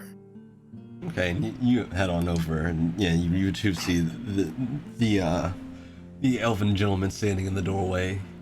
Guinevere will look over her shoulder. Hey, that dagger, I think this guy's looking for it. Oh, you're looking for not really? Come again? He'll fish in his pack and he'll pull out the dagger. It's like, not really, right here. It is right there. Do you mean it's not really right there? That's our name. Oh. Where'd you find the dagger? It was stuck in a tree out in the woods. Oh. Suppose it falls on you then. I should introduce myself, I suppose. I am a priest of Gond, or I suppose I was before the incident. Yes, I heard. I'm sorry for your loss. We will persist, I'm sure. But as for that dagger, well, it's what's needed to crown the successor of Gond, so to speak. And it's in your hands, so I'll leave that to you. Come again? Well, I was told that the person who bears the dagger will be the one to choose the next god of craft, and should it be approved by the god of gods, then it shall be made so. So, to put that simply, you and I suppose your compatriots will decide who will take Gond's place, and should Heslan see them a fit successor, they shall. Oh, is that what happens when you stab someone with it? You haven't tried to stab anyone with it, have you? No! Not yet. What?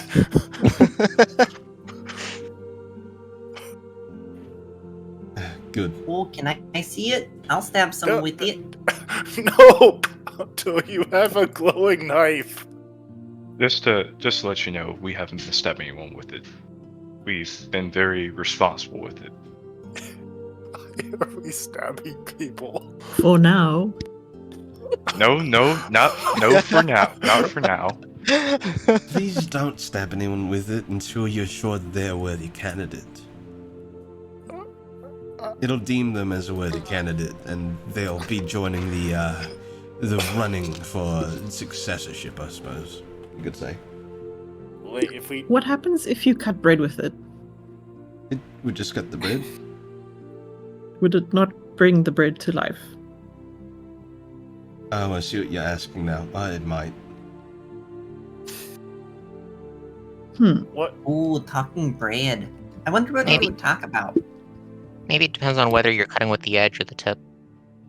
Well, I mean, if you brought the bread to life, it might scream. Slight question. Suppose you stab someone with it, and they're not worthy. What happens to them? Well, they just get judged, and if they got rejected, they would just be returned, and they'd carry on. Oh, okay, good. What if you What if you stab cut someone through the someone's- heart? Yeah, that's what I want to know. What if you cut someone's throat with it, and they're like dead? They would probably not return then in that case if they weren't worthy. Okay. If they were worthy, they'd be fine, but if they weren't, they'd probably just die. So, effectively, I am now tasked with finding a new god. Yes. Oh, why? I suppose it doesn't fall just on you, but I mean, you're welcome to hand it off to whoever you'd like. Just, I wanted to make sure that it was in someone's hands, someone who would know what was going on. His eyes glaze over to Candle's palm. Pontu. It's like, I'll hold on to it. I don't like what you're implying, sir. I can do it. Neither do I, but it's fair. Okay. All right. When we find a good a good person, I don't know. We could do lots, and what if you could stab them? If you stabbed a cow pat, Yes, it would bring it to life. interesting. I just think as a just a question about table, like Ernest is like with us, right? Yes. Him being like quite recently stabbed. What is he doing right now? He has been What's his quietly feelings on the enjoying situation? his dinner at the table. He has not gotten up to come intervene on this conversation. I don't think he wants to attract any attention. Okay. If you stabbed a bunch of grapes, would each grape come to life? Well, I suppose it Or would which just be the most recent one you stabbed would come to life. I guess. Okay, all right. That's much less exciting than I was hoping. If you stab okay, I'm now into this. If you stabbed a mushroom, would it affect just a singular mushroom or all the mushrooms that are connected to that mushroom? Oh, what a good I question. suppose that, well, I guess it would be the same case with the grapes. I guess if as long as it's connected, they would all come to life. This is both fascinating and horrifying, and You know, this would be a great way to cover a lot of ground in a forest if we're looking for someone. true. This poor guy just wants to leave. Asking him all these stabby questions. You don't just go in and say, "Oh, you get to pick the next god," and just leave. Yeah, true, Not fair, to just fair. leave after that. Well, if it would help you in finding a candidate, you can use this to contact Heslan if you don't already have means of contacting him. Oh yeah, we have means of getting into contact with Heslan. Sure. Wait, we do? Yeah, he gave us like an orb. Oh. Yeah, some of his saliva. Oh. I got Oh him right, an orb oh dial. right, you went there. It's before you joined up with us. Yeah, he helped us deal with the Umbral Usurper. Right. I'm gonna sit down. If you stab an animal, would the animal does it have to be like a person, or could an animal be a god? Well, if the animal was worthy, then it could be. Doesn't have to What necessarily if it was be. a worm? I mean, if it Oh. was a worm that was somehow worthy, then yes. What about the dogs? Yeah, what if it's north? Please don't stab North. Or do you want to be a god? We just met him, and he's just a little guy. He's so fluffy. Yeah, no. Don't worry, guess- I don't actually plan on stabbing anyone. I just have so many questions. I guess I'll ask this guy. As you can see, they're all very curious. So, do you have somewhere? I guess, are we holding you from anything, or are you still okay? No, entertaining well, these? I was out looking for the dagger because I was told that it'd be around here, and that if it fell into someone's hands, I was to inform them of what they needed to do. And I suppose that's what I'm doing now. Who are you, by the way? I'm Raymond. I'm a priest of Gond. And I guess better question is, where did you come from? Since it took us a while to get from I guess was it Don's village to here now, or You guys came from Canesmith. it took us a while to get from Canesmith to here? Oh, just came from Cold. I'm not too far. Oh, okay. How'd you get the dagger? I didn't get the dagger. I just knew where it was It going was to in- be. You were just... It was in tree that Talos was going to cut down. Oh, so it just appeared? How did it get there? That is something I'm not entirely sure of. I feel that it happened when Gon died. It appeared, or made its appearance. Oh. I'm sure it can talk, and it probably doesn't know a lot because it's not been alive for very long.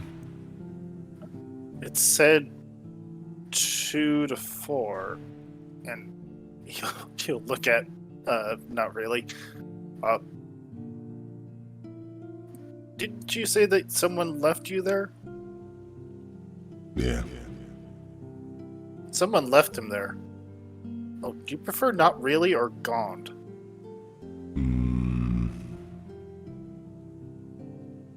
Probably gone. Gond it is. Yeah, someone left Gond in that tree. I suppose it would have been their responsibility, but they didn't want it. Or they didn't know. Or they got annoyed at the talking dagger. Whatever the case might have been. He'll glance at Palm. Our previous discussion about talking weaponry, I suppose you were quite right on that.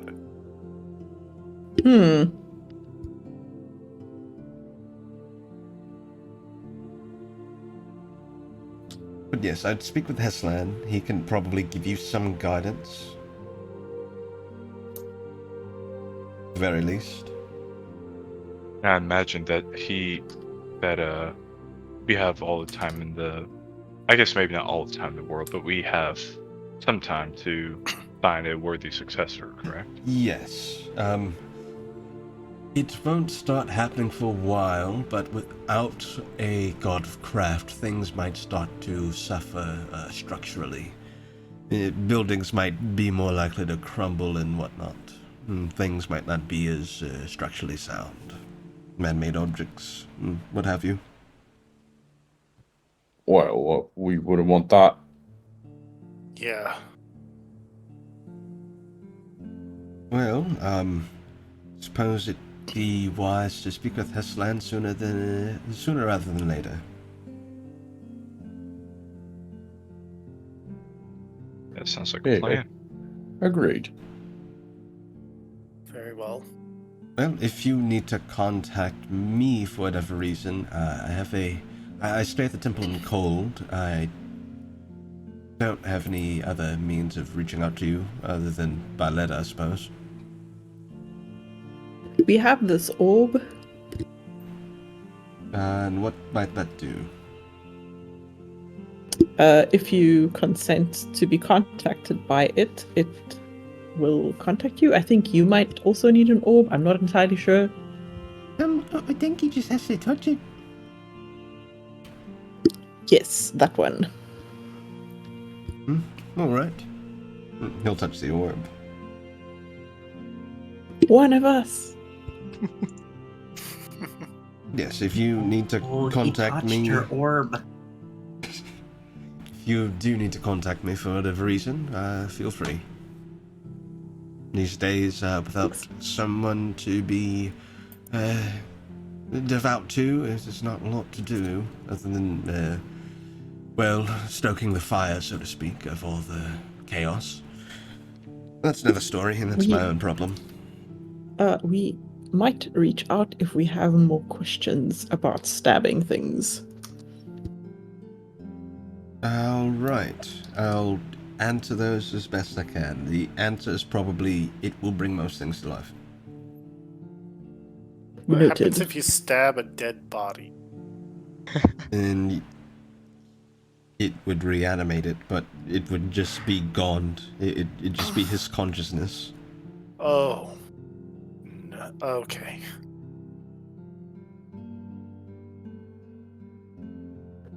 Yeah, that's not Flesh troubling at all. armor. But yes, I'll leave you all to your evening. Best of luck.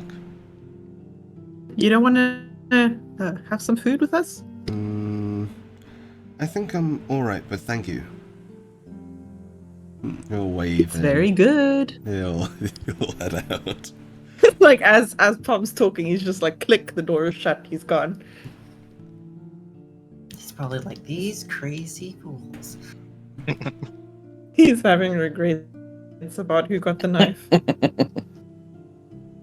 So, seems a lot of you've got an interesting task on your hands. Ellis is at the table, his head is in his hands.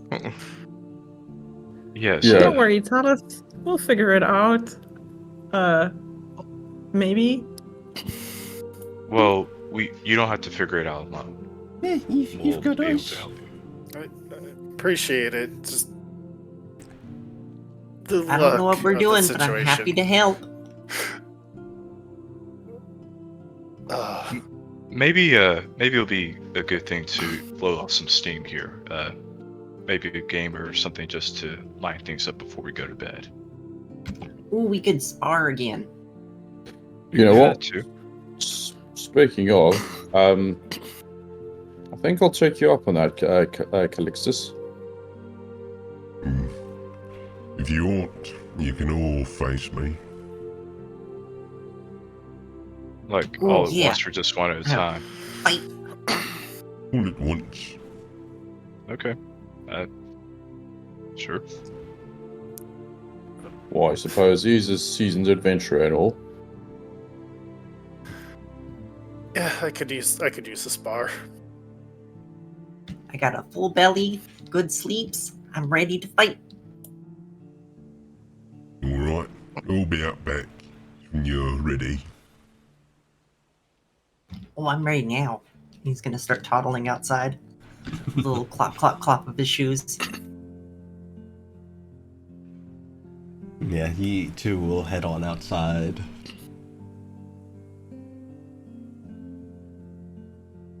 York will look over at you, Barney. You want us to join you, or did you want to take him yourself? I think for now, maybe I'll try to take him on myself. See what his deal is, yeah? Because I think there's a bit more about this whole situation than he's giving off. If you need any help with that, I can always prep a zone of truth. I think, I don't know if you might detect that, but sure, I'd appreciate it.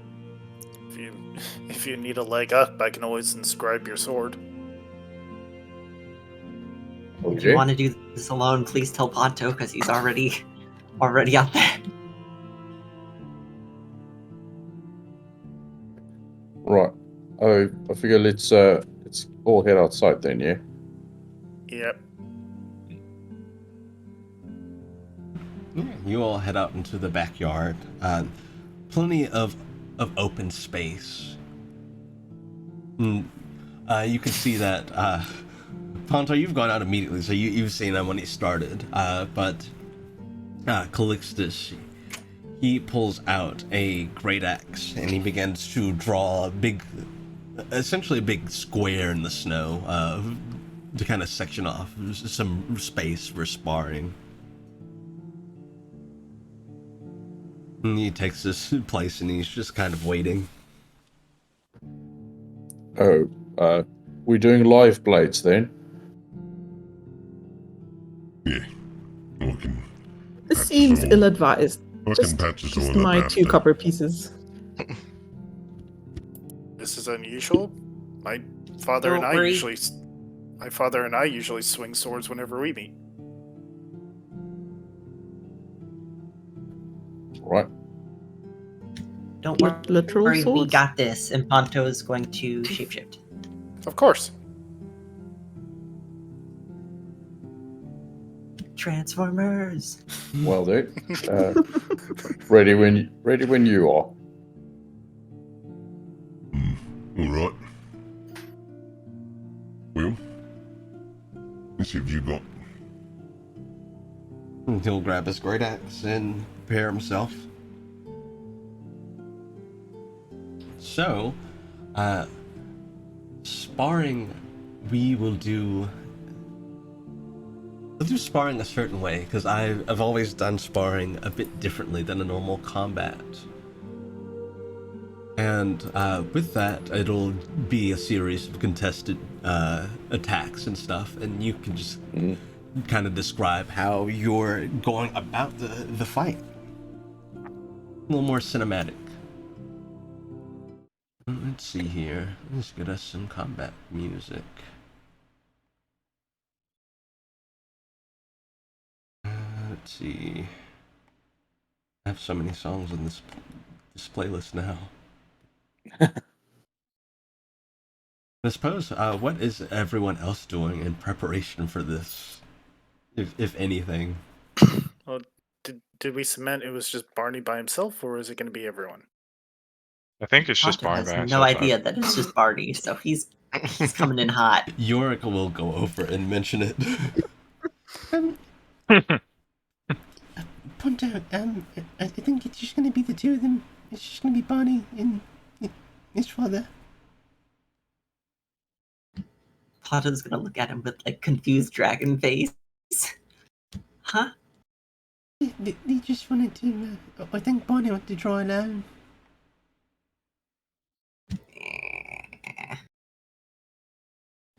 And Ponto's just gonna sit down. He's a crystal dragon league right now, so he's got his little pointy bits everywhere, and he's just like, ugh. I'll spar with you later, Ponto. Alright. So, as he takes his place across from you, I'd say you all are, the two of you are roughly about 20 feet apart. He looks at you. All right. Well, you get first move. Have at it. And with that, I'll have you describe what you'd like to do first. Cool. I think with Butcher Block, I think Barney's just gonna. He's just gonna rush in with like with an overhead strike. Alright, make me an attack roll. Do I apply my extra attack here as well? Yep. Okay, cool.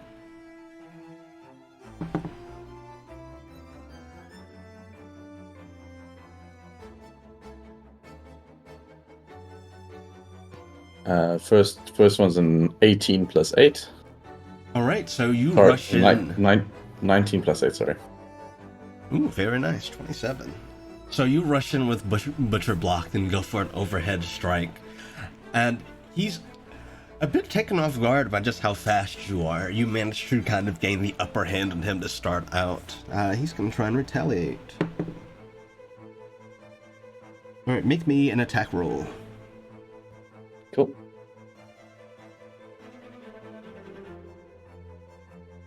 That is a 9 plus 8, so 18. All right, so as you rush in and as he tries to kind of hold you back, very abruptly, you can feel a gust of wind kind of blowing against your legs and against your ankles, and you feel something sweep your legs from underneath you. He manages to kind of get you off of him. You don't fall prone, but you do kind of stumble back. It is your turn. What do you do? Can I sort of insight that move, or do an Arcana check or something? Yeah, go for it. Cool. Do Arcana. Oh no, that's a 1 plus 6, 7. You're caught up in the adrenaline of just having begun the fight and managing, trying to keep equal footing. You're not quite sure what that could have been. But it definitely seemed magical in nature. Right. Come on, don't hold anything back. Bonnie's not gonna say anything to that. All right, he is gonna go in. All right, make me an attack roll.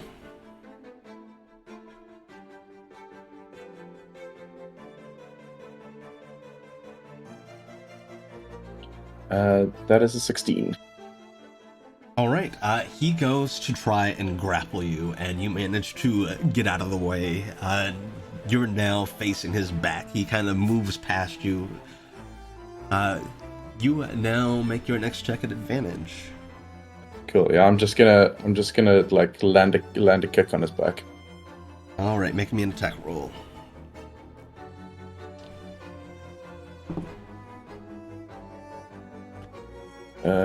That is a dirty 20. So you land a kick square on his back, and you send him toppling over into the snow. He rolls a good 5 feet or so before coming to a stop on his back and staring up. He very quickly tries to get up to his feet, but you have time to try and keep him down. So make me another attack roll. Cool.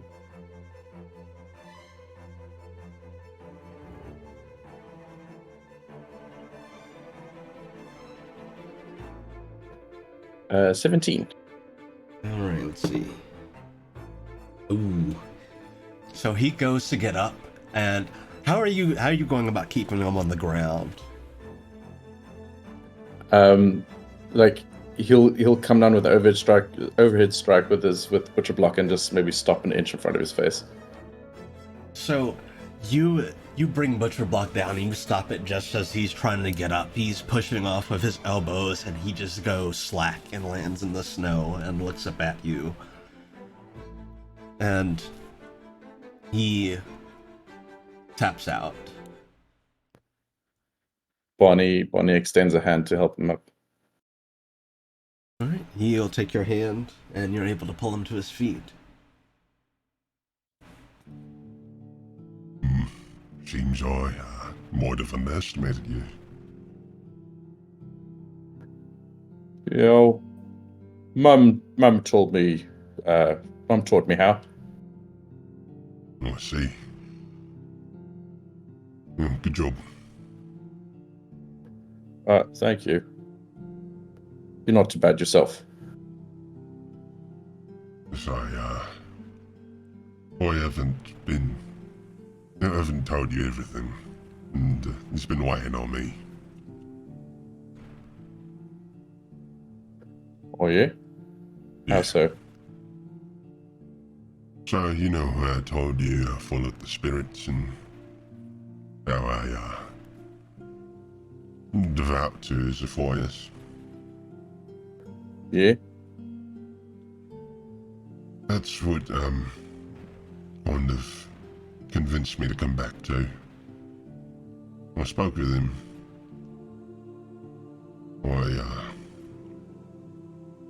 was given shall we say, a stern talking to. Leaving behind someone who not only was family, but someone who was directly linked to me in more ways than just blood. But I think that really woke me up with everything I was following and telling me also that it was wrong. Trying to help give me the final push. And God's telling you that what you're doing is stupid. Yeah, hard to shrug it off. He was right.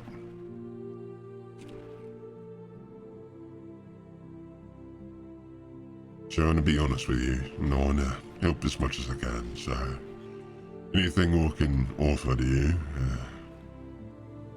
or any questions you have for me, I'd be happy to assist.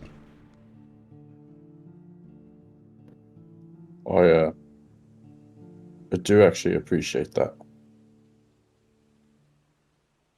I'm sorry it took this long, and I'm sorry I abandoned you and your mother. Honest.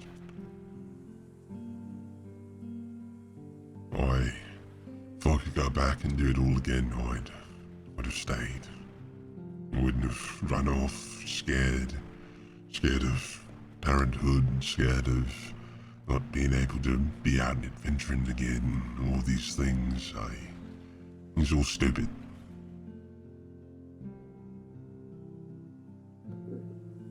Can I do an insight check? Yeah. Go ahead and make me an insight check.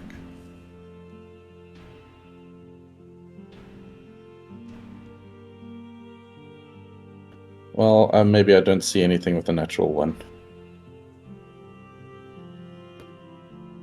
Even with the natural one, you do get the sense that there is some level of sincerity there. While you might not be able to completely verify it, given that you're still coming down from a rush of adrenaline, you get at least the faint sense that what was said was completely true. At least very earnest. Okay. But I think with that last line that he said, I think Barney will maybe take a beat and he'll just hug him. He doesn't seem to know how to react, but after a moment he will fully embrace it and pull you in for a hug. Look,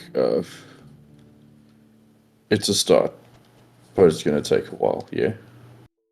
Oh no. Oh no. I'm sorry. I'm gonna be there for you and your mother. Even if I wasn't in the past, I want to be there from now on.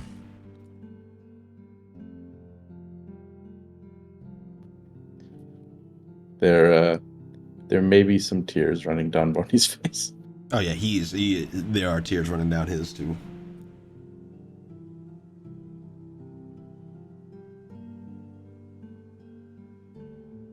I'm sorry. I love you, son. Yeah. Thank you.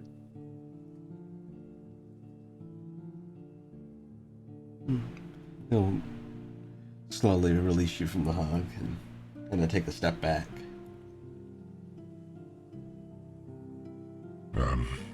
I think in terms of assistance I can aid, I'm gonna see if I can look into these Godslayers, and if I find anything, I'll let you all know before I let anyone else know. Alright. And as Barney wipes tears, there's a brief flash that the rest of the party sees, his left eye is the same as his dad's. He's blind?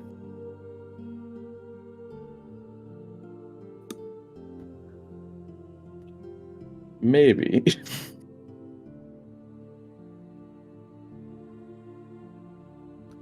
Well, like not fully blind.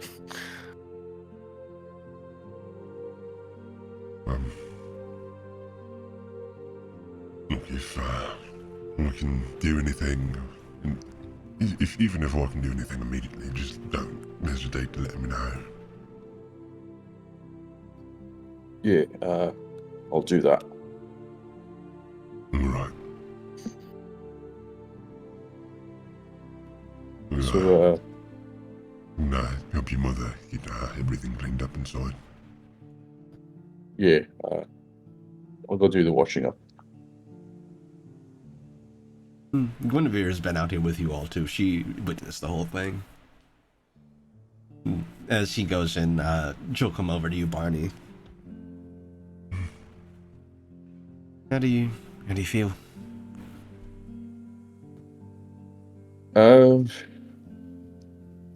Feel a little better about this whole situation. I feel we can make this work. Good. She'll pat you on the shoulder. And I'm gonna hold him to his word. You better make this work too. Yeah. I'll hold him to it too. I know you would. I've known him for quite some time. He only cries when he means it, so there's at least something there to go off of. Yeah. DM, can I roll a stealth check? Sure. Are you trying to hide from anything in particular? Ponto is going to bury himself because he's still in the crystal dragon form. He's going to attempt to do it stealthily. Yeah, make me a stealth check. Excellent.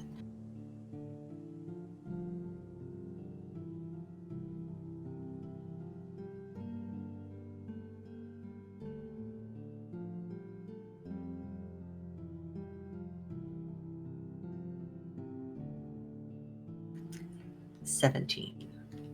All right. So are you just trying to hide from the party, essentially? Effectively, yes. Okay. Ponto has seemed to have disappeared. I think Bonnie's too preoccupied to look for him. Average Saturday for the party. Yep. Are there any The are there any perfect cow pats time. out here? Are there any what out here? Are there any cow pats out here? Sorry, Ponto, please go ahead with your thing. There don't seem to be one No, any immediately around, but there is a farm down the way. You could assume there'd be some there. Evil. Mischief is afoot. I'll just pack that little nugget of information away for later. Noted. And Ponto is going to... He goes 5 feet underground, and then is going to start digging underneath everybody. Towards Barney's dad. Interesting. He's still making his way to the front door. I'd say you are able to catch up with him. Hew, hew, hew, hew, hew, hew, hew. So you're just gonna follow him inside? What are you doing? No, before they get inside, he's gonna pop his little head out and bite him in the leg. A viper. A literal ankle biter. Okay, make me an attack roll. You have advantage. Yeah. Itch. Barney, he's gonna kill your dad.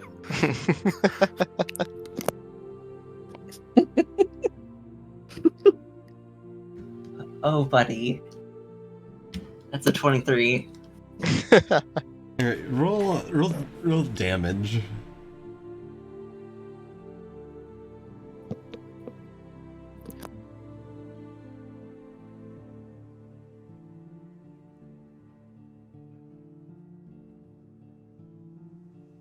Oof.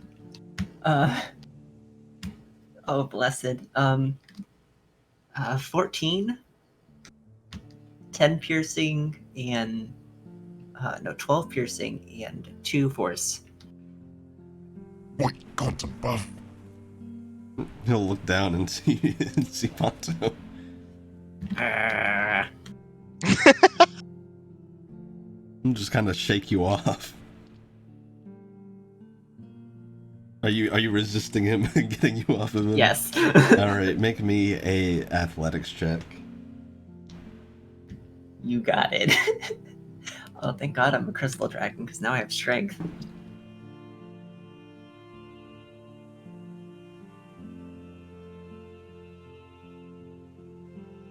Ooh, that's going to be a 7. Got a nat 20. Oh, So he goes kicking his leg around, and he just he sends you about 10 feet skidding through the snow before he turns and keeps walking in.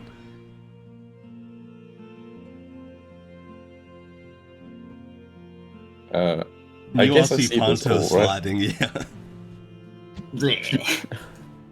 I guess I should go collect him. Ponto, what the heck? No, Fight, maybe fight, you should fight, just fight. leave him be. Just let him learn his lesson. Is it a wonder why I'm not letting him have the god dagger? Yeah. I don't know So- what you're talking about. I'm just thinking, if I collect him, we can see where he is. Instead of just letting him free range. A free range Fonto. Might be a good idea. We should get him one of those little harnesses that people put on their small children. I still have to make that Ponto detection system. Ponto's going to begin to dig. Dig around in the snow. He's gonna Can I start burying can I- himself underground. Sorry, my English and Afrikaans. Can I make a what kind of check would that be? Athletics or something? So you're trying to grab him before he goes under? Yeah, I would say Yeah. make me contested dex checks. a dex. That's the one I'm thinking of. I'll say contested Um, acrobatics checks. Okay. Ooh, with my remarkable +0. Well, that's not very good. That's a 9 total. I got a 12. Yeah, so Right. you just miss it, man. He scurries under into this hole. Can I try and burrow after him into the hole? Sure, why not? It's gonna be like in the cartoons where things are under the snow, just like two mole things making lines in the snow after each other. Yeah, make me one more check. Ponto, you'll have advantage on this one. Yes! Are you shitting me? That's a 12. God, these rolls. That is a 16. So now Palm is just super cold and under the snow and regretting her decision. Yeah, and Ponto is made his escape. She regrets her decision, but not the instinct behind it. The gusto is what we're here for. This is not the weirdest thing today by a hair. Certainly on brand. And I remember Talos saying something about he would spar with Ponto. Indeed. Ponto has not forgotten. Now there's Talos. So, Da-dum. what now? Well, we leave him to his own devices. Yeah, let's step inside before he jumps after anyone else. Da-dum. Da-da-da-da-da-da-da-da. Does Ponto approach Talos? Yeah, Ponto is going for Talos. Can I do like a perception to see if there's any seismic activity or anything? Yes, make a perception check. Ponto, make a stealth Alright. check at advantage.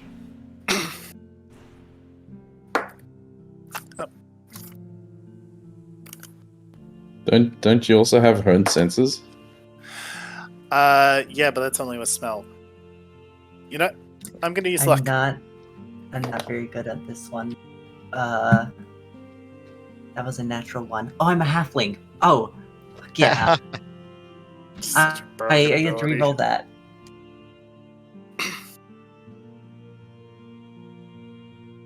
A 12. Alright, what did Talos get? Talos got a 15. Okay, so you notice the ground kind of rumbling behind you, and you turn in time to see that the snow is kind of elevating itself as it's approaching you. There's something there. Alright. Talos is gonna go giant. And he's just gonna stomp down right on that spot. Alright. And that's how Ponto died. The end. It's been nice playing with you all. Right, Have some chat, everybody. if we want to test a body to stab a dagger dies. into. Oh my god, I can't get a think here. Well, if it ain't the results of my own decisions. Okay, I would regret nothing. say make an attack roll against Ponto. Alright. Oh wait, Pom isn't in the vicinity, is she? You're nearby. Oh shit. Uh-oh. You're not like in the way necessarily. Is what I'm saying. Okay. You're just Okay. You can see this happening across the way. I'm danger adjacent. Alright. Straight attack roll. So that is. I'm assuming I'm proficient in stomping. Yes. Alright, cool. That's a 23. Oh my god. Yeah. Oh, Ponto's jeez. AC. Yeah, to beat a 17. Okay, so Ponto, you're burrowing through the snow, you're getting close to Talos, and then you feel something rumble, and then very abruptly a massive foot comes down on you and slams into you. I would say with the size difference, Ponto, make me a con save. This is like the Monty Python foot.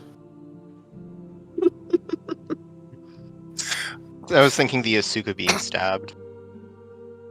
Well, I say giant, but he's Dirty like 10 20. feet. What did you get? A dirty 20. Okay, for a moment you feel a bit dizzy, but you kind of shake out of it. You felt like you might have been passed out from the abruptness of it, but you kind of resurface, and there's Oh. Talos looking down at you.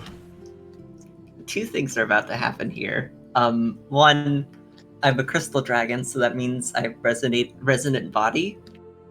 So now my attack does an additional 1d6 force damage, and I have advantage.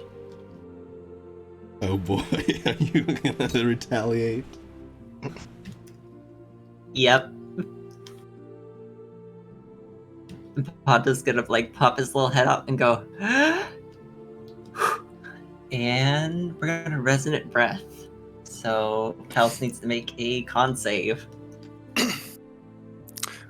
The fighter has to make a con save. Whatever will I do?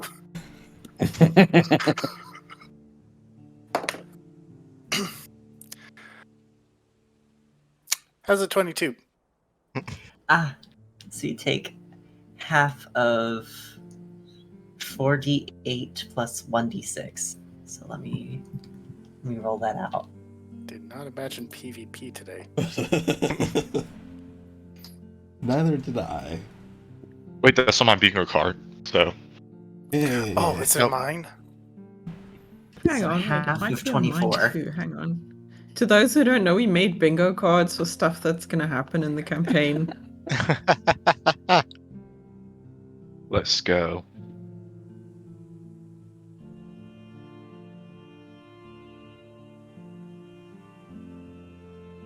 As this is all happening, Yoracle will kind of look over at everyone else. Should we break this up, or do you think they'll be alright? I think say trying we to let break it- it up will just make things worse. Yeah, I'm, you know what? I was gonna start talking, but then I realized that she's probably still under the snow trying to find her way out, so... I'm a little too old to be intervening in fights like this. I don't have PvP, but I do have someone loses a limb. Oh no. I have one of us betrays the others, though I'm not sure if this counts quite for that. I have a I player think if it's character expected, dies, it's so not a betrayal. Yeah, true. Yeah. Yeah, I would I have say a player that character dies. I would say that Talos, you and Bonto go at it for a while until you're both tired. You both tire each other out. At some point, Giant Forby's just gonna pick him up and just start slamming him on the ground with his tail.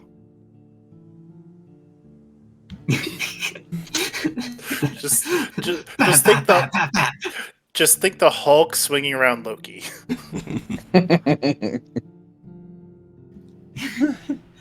But I take reduced damage from melee attacks. So it's just And every time you do that, I get more powerful. So yeah, you go on for a good bit that way until you both are exhausted. You guys, you tired yet? Hold on, just slugs him in the shoulder. No, I'm good. Honda's just like laying on the ground, like chewing on Talos's like shoulder blade.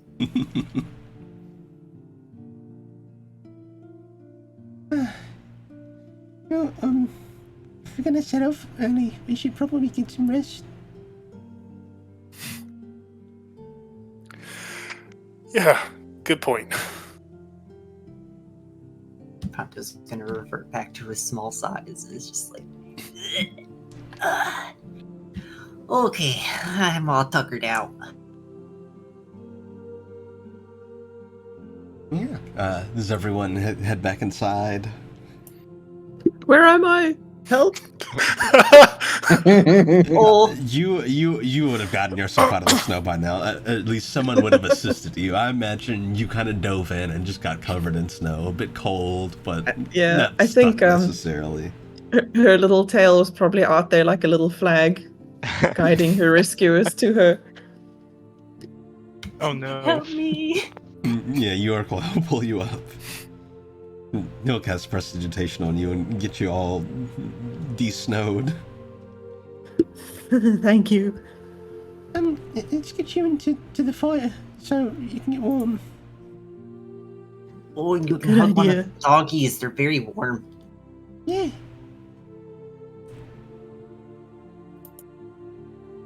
You all head inside?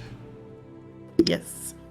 Yeah, inside it is a lot warmer. It is very comforting, feeling the warmth of the fire. And with you all heading inside and getting ready to rest up, I think that's where we'll call tonight's session. Cool. Thanks, everyone. Yeah. All right. Excellent. Yeah, thanks for playing. You Thanks for running. you now have a new Thanks for task on your hands. Yes. One that Talos might not be too thrilled about. What? The one of many. Oh boy. New task. Just stab everyone we meet until we find the worthy one. Yeah, because I mean, we're only choosing half of that process. We can just stab everyone just a little bit. Yeah. We don't have to kill them. You're all in the worthy. arm. Oh, that'll be a fun conversation too. Hey, do you mind if I stab you right quick? Why? Oh, just to see if you're a god. Hold on. Click. Oh, what? Why? It's only a small stab. Don't worry. Did that knife just blink? Sounds so deranged. Speaking of which, I will draw what this dagger looks like. So Cool. you have that for reference. Yeah, I'm imagining Soul Edge in dagger form. Yeah, it's pretty close to it. I'd say that's a good parallel to draw. Yeah, I hope everyone had fun playing, and I hope everyone watching had a good time as well. Cool, thanks. Yeah, thanks. It's always a It's blast. wonderful. I always love delving into character backstory. Yeah, me too. You know, Barney, this is just the beginning for you too. Oh, buddy. Yeah, chat. We'll be heading off. We'll see you again. Come back and see us tonight. We'll be playing the Villains campaign later on. We'll be playing at 7:30 p.m. EST. So come back and see us, and I'll actually be playing rather than DMing. Cool. Yeah. Have a good one, chat. Thanks for joining us.